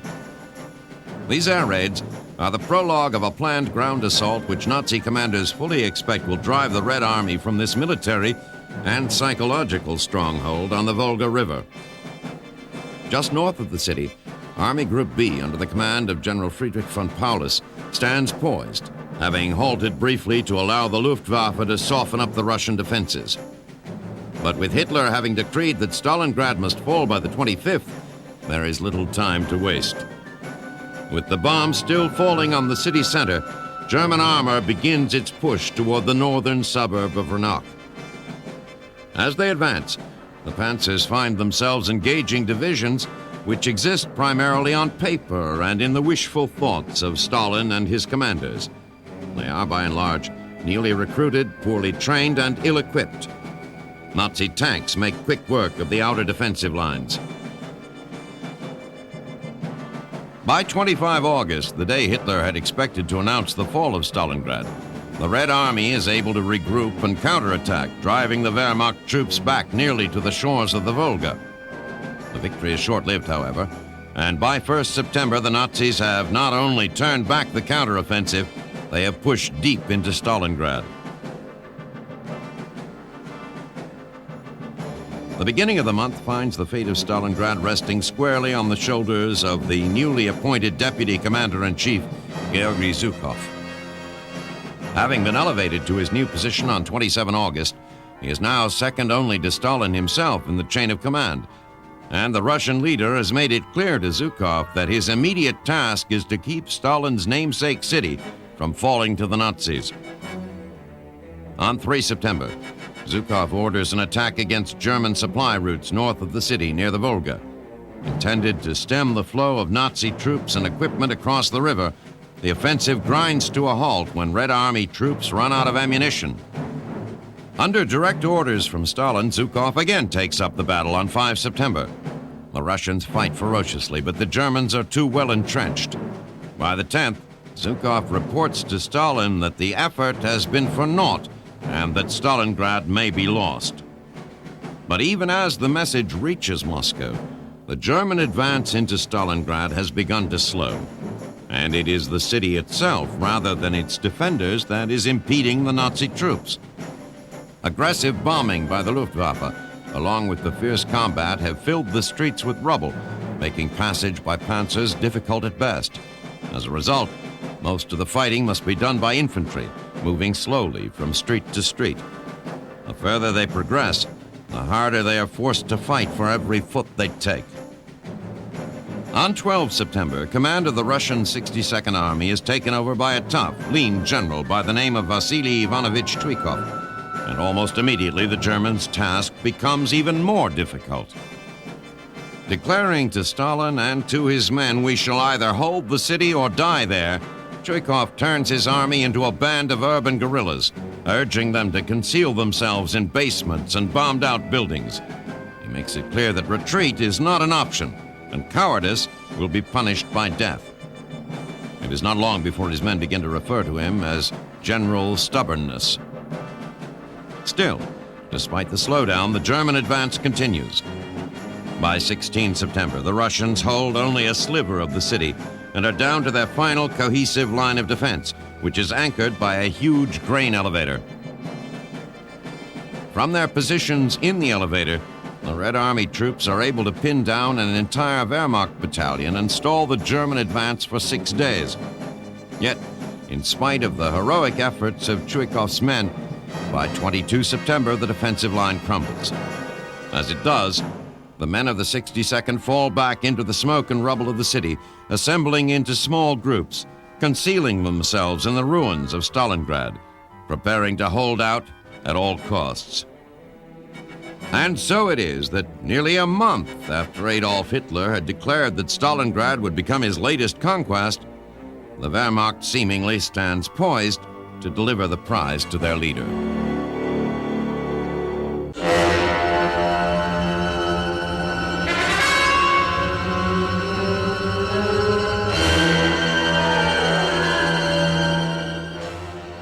August 1942, the English Channel. An armada of 253 ships set sail for the coast of France. This marks the beginning of Operation Jubilee, a commando raid on the German-held port of Dieppe. Comprised primarily of Canadian troops, the operation has several goals. First, to help appease Russian dictator Joseph Stalin, who is demanding a second European front. Second, to satisfy the Canadians who have been itching to get into the fight. And third, to destroy vital dock facilities as well as food, ammunition, and fuel stores. The hastily planned operation runs into trouble early. German trawlers spot the force and send up signal flares alerting the defenders of Dieppe. German E-boats attack the landing craft as they make their way to shore, killing many of the men before they ever set foot on land. Upon reaching the beach, things continue to get worse. The landing area is surrounded by a high bluff, concealing German artillery and machine gun positions. It is for the Germans a virtual shooting gallery. The Canadians try desperately to drive inland, advancing into a hail of machine gun and mortar fire. The landscape is covered with dead and wounded men and smashed equipment.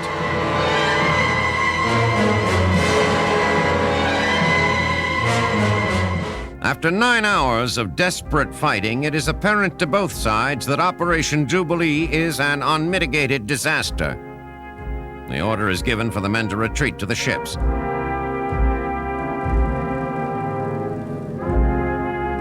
For many, however, it is too late. Over 1,000 men are dead, and 2,500 are taken prisoner.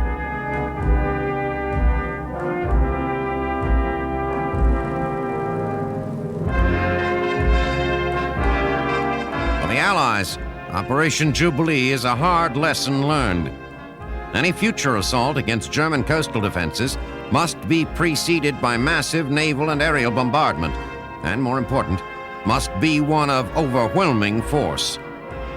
For now, all the Allies can do is retreat to Britain to lick their wounds and wait for another chance at cracking Fortress Europe.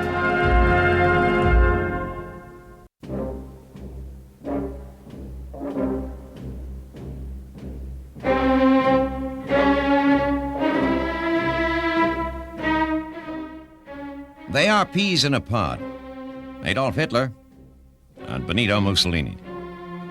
Twin dictators who rode the same tide of European discontent to total control of their respective nations, they now threaten both their own people and the outside world in a way that is almost unparalleled in history. Hitler, of course, is well known, but Italian Premier Mussolini, very much the junior partner in the European Axis, is less familiar. In many ways, however, it was Mussolini who paved the way for Hitler, who showed the Nazi tyrant the path from obscurity to power. Mussolini, like Hitler, was a veteran of World War I who returned to a nation descending into chaos.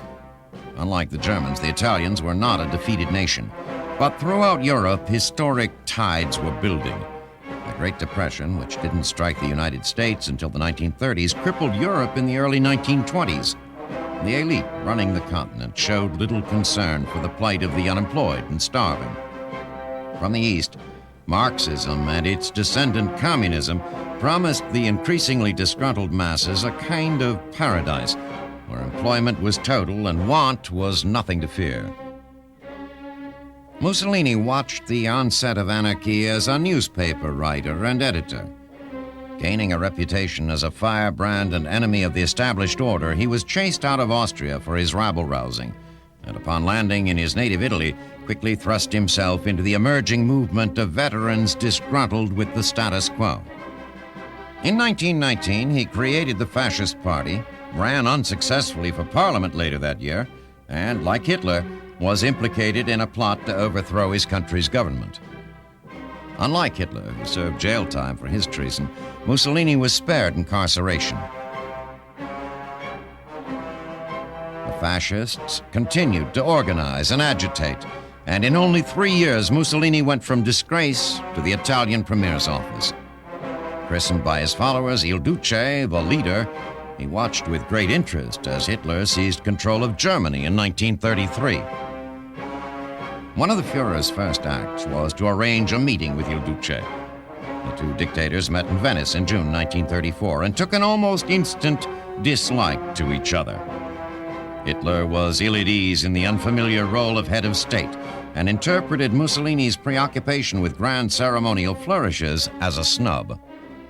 In 1935, spurring the Italian people on with reminders of Rome's lost empire, Mussolini invaded Ethiopia.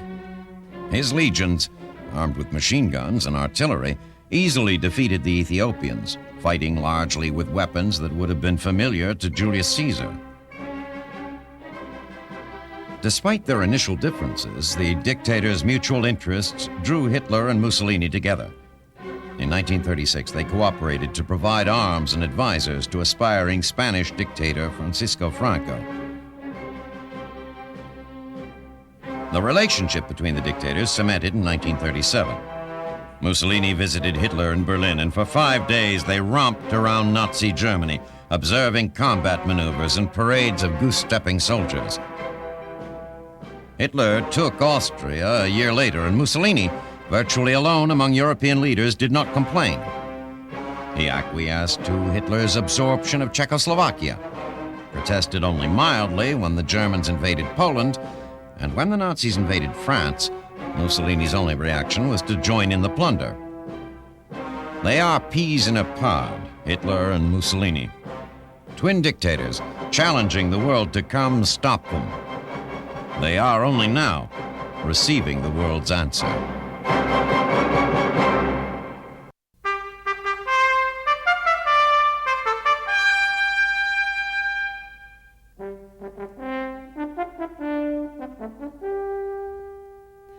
August 1942, Guadalcanal. In the 1 week since their abandonment, the Marines here have nearly completed their first task on the island. The construction of an airfield from which to launch assaults on other islands in the Solomon chain. The job has been complicated by a lack of adequate equipment, harshly limited rations, nightly shelling, and a continuing air war which is more of an annoyance than an actual threat. Henderson Field, named by the men in honor of a Marine flyer killed in the Battle of Midway, is not yet adequate for the large bombers required for a full-scale onslaught against the Japanese. Nonetheless, it can accommodate the handful of Marine fighter planes currently helping protect the ground forces from the Japanese aerial assault. While the American pilots are kept busy fighting off the Japanese, who have a seemingly inexhaustible supply of planes, the engineers on the ground face travails almost as great. The meteorological extremes endemic to the Solomons make keeping the field operational a constant battle. The runway often changes from an impenetrable dust cloud to a veritable swamp in the course of just one day. Most frustrating to the Marines on the ground is the endless waiting. The knowledge that the Japanese are out there planning, waiting for just the right moment to attack, leads to a miserable combination of persistent edginess and interminable boredom. The men are left only to walk guard daily and to work on their airfield. By 20 August, Henderson Field is prepared enough to receive its first new planes. A few dozen Dauntless dive bombers and Grumman Wildcats arrive, and the Navy pilots quickly integrate into the Cactus Air Force. The weary Marines welcome the new faces, knowing that the sooner the Japanese planes are held at bay, the sooner they can get on with their job on the ground and get off Guadalcanal. On 21 August, the waiting is over. Colonel Keono Ichiki and his men attack in an attempt to retake Henderson Field. Charging headlong into the American positions, the Japanese are cut to pieces by the Marines' well-coordinated machine gun and artillery fire. Although they never breached the defensive perimeter, over 800 Japanese die in a battle lasting only a few hours, leaving only a handful of survivors to retreat. Following the Japanese attack, life for the men on Henderson Field returns to the pattern of annoyance and boredom of the previous weeks. On the evening of 12 September, the 35th Japanese Brigade launches a three-pronged assault on the Marines on Lizard Hill, which overlooks Henderson Field from the north. If Lizard Hill changes hands, both the Japanese and the Americans know that the American hold on the airstrip is as good as lost. Though the Americans hold the line, as the Japanese withdraw, the men know that this was nothing more than a test. The real attack is yet to come, and the men spend the day fortifying their positions. The Japanese attack on 13 September. This time, they focus the bulk of their force on the center of the Marines' line on Lizard Hill. Although the Japanese units attack with bravery and determination, they are uncoordinated and are slaughtered by machine gun and artillery fire. The Marines succeed in holding their line, but at a cost. 59 Marines are dead, over 200 are wounded, and the survivors have begun calling the site of the gruesome battle Bloody Ridge. The victory brings no sense of relief. The Marines, as they have in the previous weeks, return to the business of life on Guadalcanal. They work on the airfield, tighten their defensive positions, and then, as always, wait.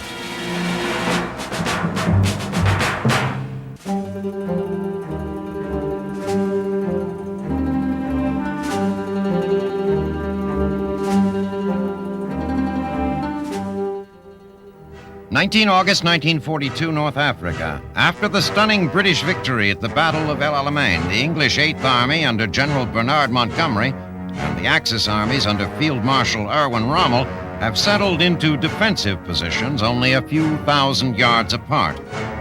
Separating the two sides is a vast German minefield known as Devil's Garden. Containing more than 500,000 anti-personnel and anti-tank mines, the barrier gives Rommel's forces a temporary sense of security. Although they realize that an offensive by Montgomery is inevitable, the minefield presents him with a difficult obstacle. He will need time to marshal his forces in order to breach it. In the meantime, both forces endure the brutal summer of the North African desert. Although the sweltering heat and the millions of biting flies show no favor to either side, life for the Axis troops is decidedly more miserable than for their British counterparts. A severe lack of fresh water makes bathing a luxury the Axis troops cannot afford. Their own unpleasant aroma, coupled with the stench of the battlefield and human excrement, serve to rob the troops of their appetite. Living in filth, undernourished, and fighting the biting flies, the Axis troops begin to lose weight, becoming easy prey to disease. Even Rommel, the desert fox himself, succumbs. His personal physician, Dr. Horster, reports that the field marshal suffers low blood pressure and dizzy spells and recommends Rommel return to Germany for treatment. By 30 August, Rommel's condition becomes so severe that he reluctantly agrees to leave his Afrika Korps to seek medical help. He meets with his officers, giving detailed instructions on what to do in almost any imaginable scenario. On 23 September, Rommel begins his trip home. After a stop in Italy to confer with Mussolini, Rommel continues on to a meeting with Hitler on the 30th. Hitler presents the field marshal with a jewel-encrusted baton and assures him that everything will be done to guarantee an Axis victory in North Africa. On 3 October, Rommel, under pressure from Goebbels, holds a press conference with international correspondents. He reads a prepared speech declaring that Axis troops, 50 miles from Alexandria and Cairo, have the door to Egypt in their hands, and guarantees that after coming so far, they will not be denied their prize. Whether or not Rommel can live up to that promise may well be decided in his absence. British intelligence knows he is no longer in North Africa. The question now is, will Montgomery take this opportunity to attack while facing a lesser general, or will he wait until he has built his forces and risk confrontation with a rejuvenated desert fox?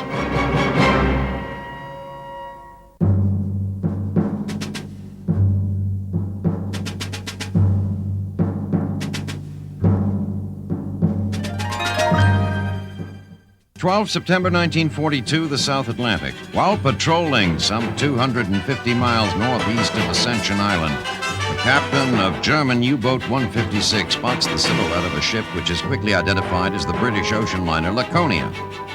The 20,000-ton Laconia, formerly an armed merchant cruiser but now operating as a troop transport, is deemed a legitimate target. In short order, U-156 fires a torpedo at the unsuspecting vessel. What the sub's captain and crew do not realize is that the ship is carrying Italian soldiers captured in North Africa to prisoner of war camps in Canada. Also among the passengers are British women and children. The Laconia is only one of a staggering number of casualties in the battle between the German U-boats and the Allied naval forces.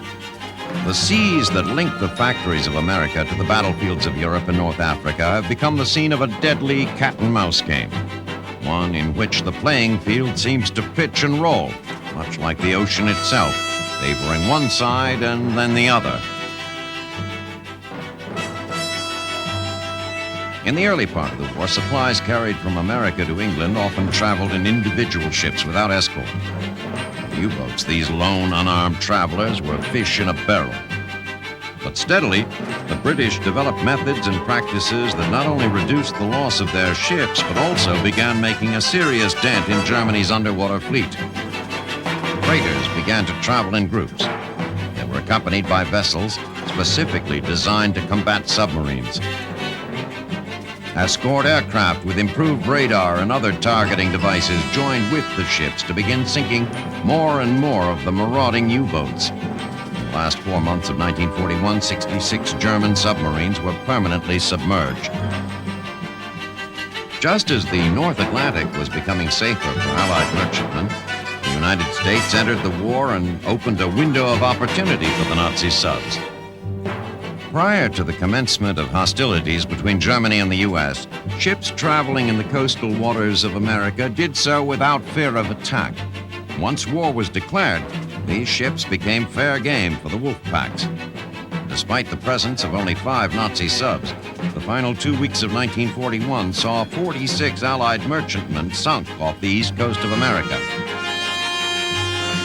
Allied losses in the region continued to climb. In June, 121 freighters were sent to the bottom. It was at this point that the U.S. decided, perhaps somewhat belatedly, to institute interlocking convoys between the St. Lawrence and the Caribbean. With the freighters now protected at every point of their journey, American and British commanders might have felt justified in expecting a reduction in shipping losses. Now, however, the Nazis have begun churning out submarines at a phenomenal rate. At the end of 1942, the number of operational U-boats will, in all likelihood, be double what it was in January. As quickly as they are produced, they are manned by crews and dispatched to wreak havoc among the Allied convoys. Most of these crews are inexperienced and, as a result, probably doomed. They will, however, not go quietly. And so the game continues, with each player upping the ante, increasing the stakes. But while the engineers and politicians in Washington and Berlin are the ones who deal the cards, it is the men, and in cases such as the Laconia, the women and children, gambling their lives on the seas, who will continue to pay the price.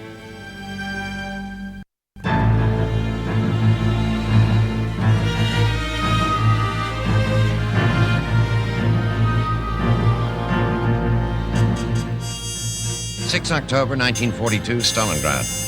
As a beleaguered Red Army, plagued by shortages of weapons, food, and ammunition, struggles to hang on to a small strip of their city, in Washington, officials of the U.S. and USSR are signing an agreement designed to alleviate those deficiencies and bolster the Soviet war effort. Over the next 9 months, American Lend-Lease convoys will deliver nearly 4.5 million tons of supplies. The Soviet military machine starved for equipment and raw materials. The relief can't come too soon as far as Joseph Stalin and his commanders are concerned. In sweeping across Russia, the Nazis have captured factories, foundries, iron and coal mines, and power plants.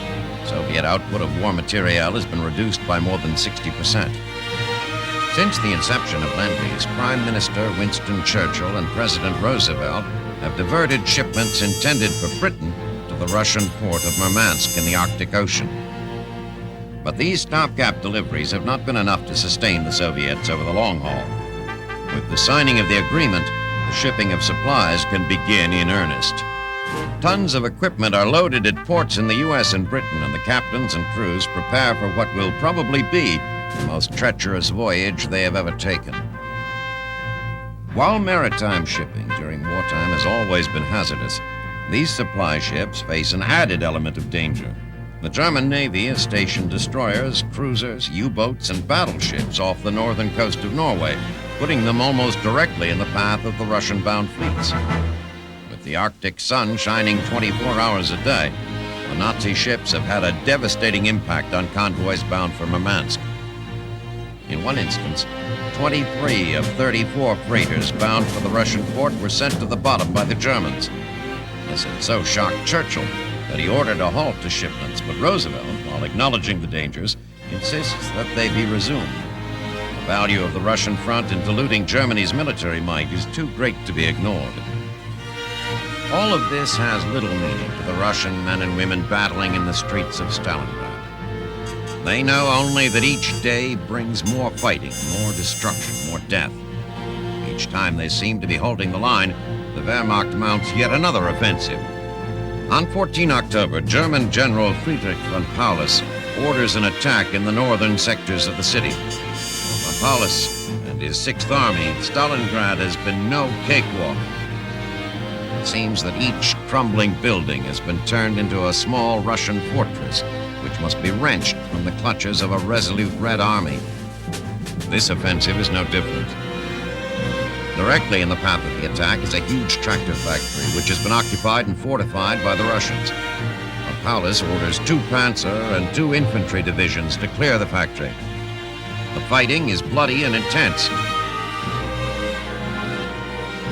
It takes 4 days of fighting before the last Soviet soldier is killed and the factory taken.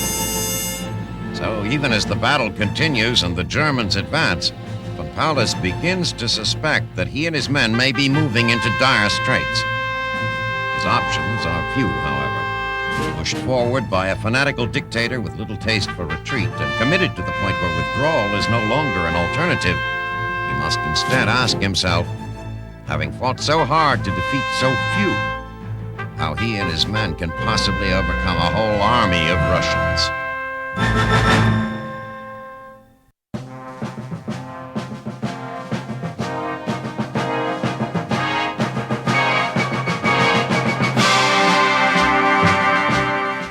21 October 1942, the Atlantic. Steaming from Britain and the United States, an armada larger and more powerful than any in history begins converging off the coast of North Africa. Made up of over 600 ships and carrying over 100,000 men, this fleet is the backbone of an amphibious operation known as Torch, which is intended to begin the rollback of Nazi troops throughout the African continent. Just as important, it is the first large-scale deployment of American troops against Adolf Hitler and Nazi Germany. While the Germans are certainly the primary foe facing the U.S. troops, Allied commanders led by Lieutenant General Dwight D. Eisenhower aren't certain whether their first contact will be with the Nazis or with the forces of the Vichy French. Though Rommel's Afrika Korps controls much of Libya and western Egypt, the whole of northwest Africa is under the control of the French. The Vichy regime, which chose to cooperate with Hitler after the Nazi conquest of France itself, is technically neutral in Africa. But it is a neutrality without credibility to everyone outside of Berlin, the city of Vichy. Marshal Pétain, a World War I hero who made peace with the German invaders and the head of the Vichy state, is considered by the Allies to be, quite simply, a collaborator. The British, in particular, have reason to be wary of the French. Winston Churchill ascended to the prime ministry on the heels of Neville Chamberlain, who made the mistake of believing Hitler. Despite promises from Pétain and Hitler that French ships would not be co-opted into the service of the Reich, the Royal Navy commandeered and impounded the French fleet. The few French vessels that refused to submit to British boarding were sunk. That action has spurred a great deal of bitterness not only in the Vichy regime, but among the Free French living in exile in London. Charles de Gaulle, who is totally dependent on the British, denounces the move, and French patriots in exile the world over complain that the British are no better than the Nazis. Hoping that the French will be less likely to open fire on American soldiers than British soldiers, the invasion, from top to bottom, is almost entirely an American operation. Eisenhower's preparations have been as much diplomatic as military.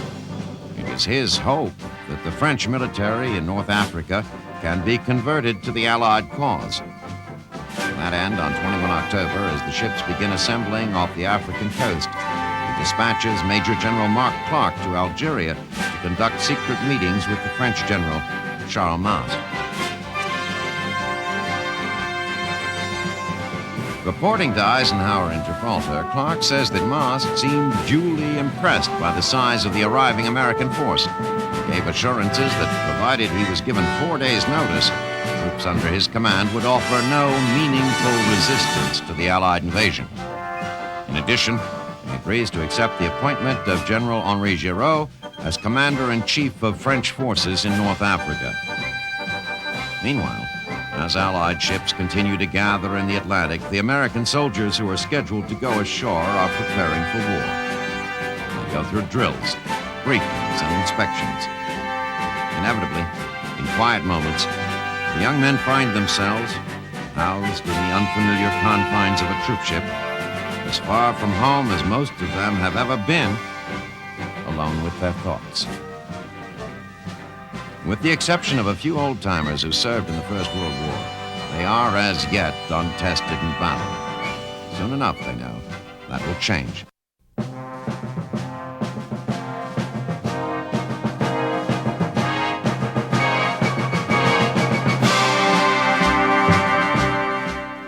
October 1942, Guadalcanal. Since repulsing the fierce Japanese attacks on Bloody Ridge in mid-September, life for the Marines here has fallen back into a daily routine of misery and boredom broken by moments of stark terror as Japanese bombers pound their positions. Stifling heat, torrential rain, and rampant disease make daily existence on the island nearly unbearable. The Marines are isolated and they know it. Sensing that the number of Japanese on the island is increasing, their morale plummets. After 2 months without relief, even the most gung-ho among them begin to doubt they will ever get off this steamy, malaria-ridden island.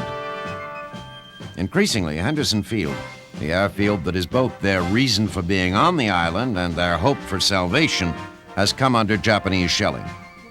Without reliable air cover, the Marines are easy prey for the flights of Japanese bombers passing overhead. U.S. commanders decide that even though they are undermanned, an offensive is necessary to drive the enemy back from the Henderson Field perimeter. On 7 October, the 1st Marine Division attacks west out of the beachhead toward the mouth of the Matanuca River. For the Marines, even the horrendous fighting is a welcome change. After months of boredom and defensive warfare, they are finally taking the battle to the Japanese. In heavy fighting on the 8th and 9th, the Marines wipe out an entire Japanese battalion. With that taste of victory, the Marines are anxious to continue their attack, but incoming intelligence indicates that the Japanese are preparing an offensive of their own. Much to the Marines' dismay, they are withdrawn to their original defensive positions. Again, they wait.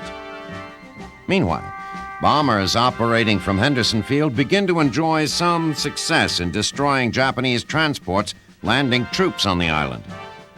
On 13 October, the Imperial Navy, fearing it is losing the upper hand, brings up the battleships Kongo and Haruna to shell the airfield.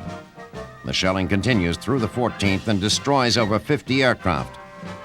The Japanese quickly take advantage of the interruption in American air cover and land 4,500 troops and large quantities of supplies west of the Marines' beachhead at Tessaferanga. While the Japanese are busy landing reinforcements for their upcoming offensive, the Marines are also getting some much-needed help. On the 13th, the U.S. Army's 164th Infantry Regiment lands on the island, boosting the U.S. contingent to 23,000. On 21 October, the long-awaited attack begins. The main thrust is made by the Japanese 2nd Infantry Division, which drives northward between the Lunga and Tanaru rivers toward the American beachhead. Secondary attacks are launched on the Marines' western flank across the Matanuca. Much like their attacks on Bloody Ridge in September, the Japanese plan is poorly conceived and executed. The commanders have little or no intelligence about the location and disposition of the U.S. forces. They are also attacking from inland, which makes reinforcing their troops extremely difficult. U.S. artillery plays a crucial role in blunting the Japanese attacks. Advancing formations are decimated before they can effectively engage American troops. Even as their casualties mount, rigid Japanese commanders refuse to alter their tactics. They send wave after wave into the killing fields in front of the American positions. Although they are undoubtedly getting the best of the Japanese, the Americans too are receiving heavy casualties. Japanese artillery and tank fire take their toll, as does the increasingly vicious hand-to-hand combat. By 27 October, after a full week of vicious fighting, the offensive peters out and Japanese commanders call off the attack. They have suffered 3,500 casualties, including many of their best officers. Although the Americans, too, are exhausted, the situation on Guadalcanal has now drastically changed. The Japanese, who have until now chosen when and where to fight, have lost the initiative. The Americans, having won a decisive victory, are now preparing to launch their own major offensive, one which, they hope, will give them control of the island. And that may change forever the momentum of the war in the Pacific.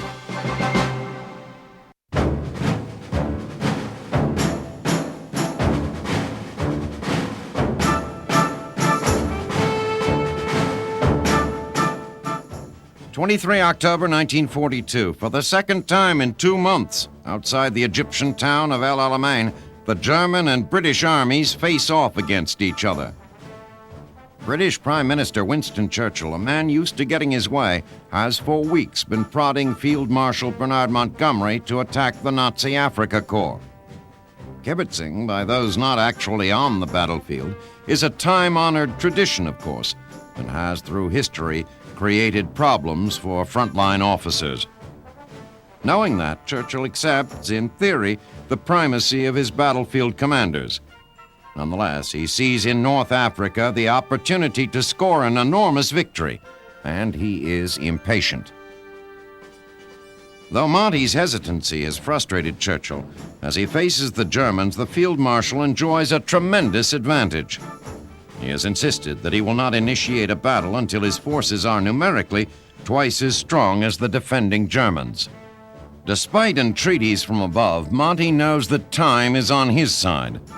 Supplies and reinforcements flow freely to the British in North Africa, while the Nazis are having increasing trouble supplying the Afrika Korps. The Germans are also suffering from back-of-the-lines kibitzing of their own. Field Marshal Erwin Rommel, the extraordinarily skilled commander of the Afrika Korps, is in Europe for rest and rehabilitation. His defensive plans are being implemented from afar by General Georg Stumme. At 21:30 hours on 23 October, the German defenders hear the drone of British bombers passing high overhead, heading for targets deep behind the lines. 10 minutes later, Montgomery's 900 artillery pieces begin lobbing shells into the German forward positions. The Germans, having been lulled into complacency by Montgomery's hesitation and Rommel's departure, are taken by surprise. Stumme is almost instantly isolated from thousands of troops under his command and, within hours of the opening of the barrage, lies dead on the Saharan sands. The English press forward on a 6-mile front, braving entrenched Germans and unmapped minefields which take an enormous toll. By 24 October, Australians under Montgomery's command take Kidney Ridge, a line of high ground with a clear view of the German 15th Panzer Division. Rommel is ordered by his Führer to return to the battlefield, and upon his arrival in Africa on 25 October, sees that the situation is much more dire than he had been led to believe. If the Germans are to salvage anything from the battle, they need not only to hold the ground they still have, but also to recapture that which they have lost.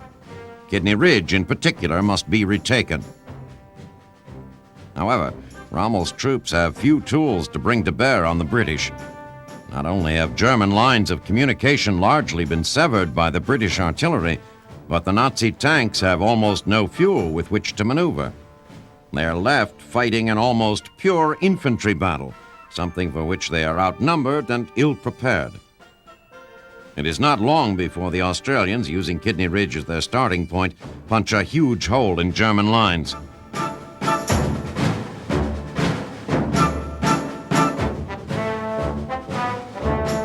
On 31 October, Rommel notifies the Luftwaffe that they will soon be needed in an attack he himself will lead. He dispatches Stukas to pound the Australians on Kidney Ridge and drives the remnants of his 15th and 21st Panzer Divisions forward in a desperate counterattack. Incredibly, the attack works, plugging the hole in the German lines and allowing Rommel to momentarily consider an attack on Kidney Ridge itself. Montgomery finds himself looking less at victory than at the possibility of stalemate, exactly the outcome he feared as he rebuffed Churchill's entreaties to attack quickly.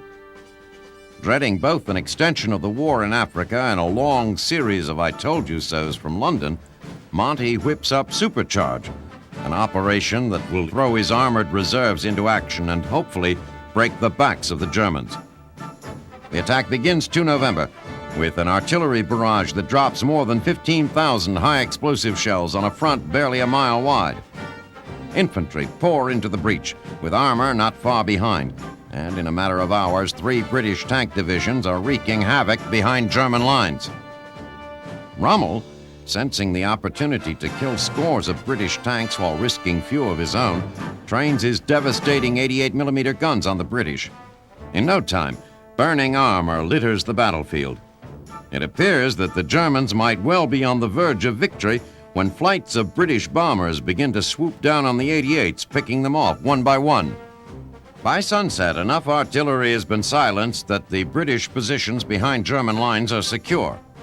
30,000 German troops are dead or captured, and 2/3 of Rommel's guns destroyed. The Desert Fox, resigned to the inevitable, orders his remaining troops to withdraw. Der Führer, dispensing orders from the comfort of the German capital, berates Rommel for his prudence in cutting his losses, demanding instead victory or death. Rommel, with the blessing of his commander, Field Marshal Albert Kesselring, ignores the kibitzing from the rear and pulls his forces back 120 miles to Mersa-Matruh. Montgomery takes a moment to indulge in a little back-of-the-line supposition of his own, thinking out loud that perhaps he should dispatch someone to capture Rommel. That, like Hitler's order to win or die, is easier said from the rear than done on the lines.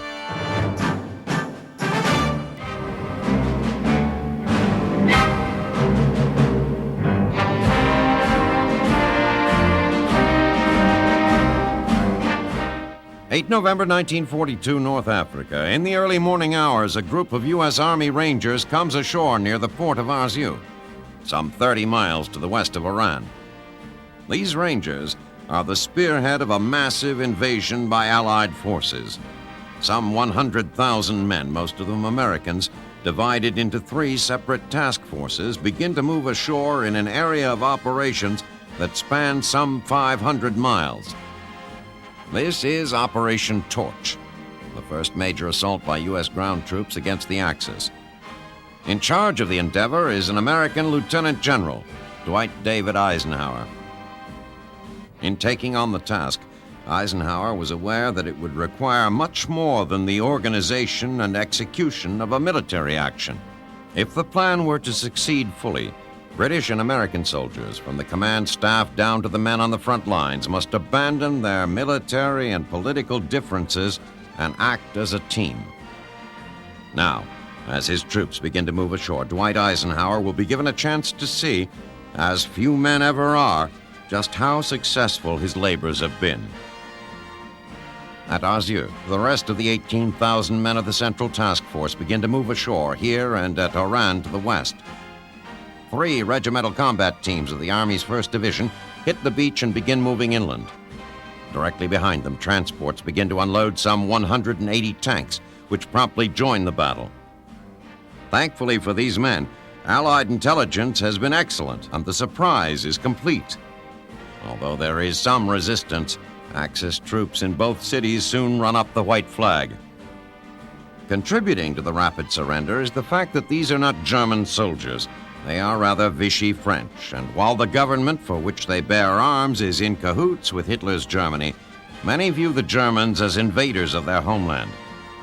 While the troops here continue their push toward Oran, the men of the Eastern Task Force landing near Algiers find the going somewhat more difficult. While the task force is comprised primarily of British troops, the initial landing is made by the U.S. 34th Infantry Division. Eisenhower and his staff reason that the French may be more willing to surrender to American forces. It appears, however, that these French soldiers are none too willing to surrender to anyone. As the 6,000 Americans begin landing, French shore batteries fire on the invading troops. Soon enough, though, they are silenced when Allied warships offshore respond in kind. While the British forces begin to come ashore and join in the fray, the Americans continue to advance inland. By 8:30 a.m., French commanders along the coast are ready to negotiate a surrender. In Morocco, the Western Task Force is having the most difficult time of the 3. Unlike the other 2 groups, which traveled from English ports, the Western Task Group, operating under the command of Major General George S. Patton, sailed from the United States. Now, having survived the journey, the ocean they have just crossed seems unwilling to let them go ashore. As the landing craft move toward the beach, the turbulent sea batters them about. Many never make it. Once on land, things begin to look up. The French are totally unprepared. The city of Safi falls quickly, and soon after, Patton comes ashore. Reports filtering back to General Eisenhower at Allied Forces headquarters are by and large positive. Despite continued fighting, all 3 task forces have landed and are pushing toward their objectives. Perhaps more important, the combined land, sea, and air forces of the U.S. and Britain are functioning as a single, cohesive military force. Yet for all the good news, Eisenhower's gratification is diminished by the cruel realities that ultimately confront all military leaders. For along with reports of the initial successes come reports of the first American men to sacrifice their lives in the battle against the Axis.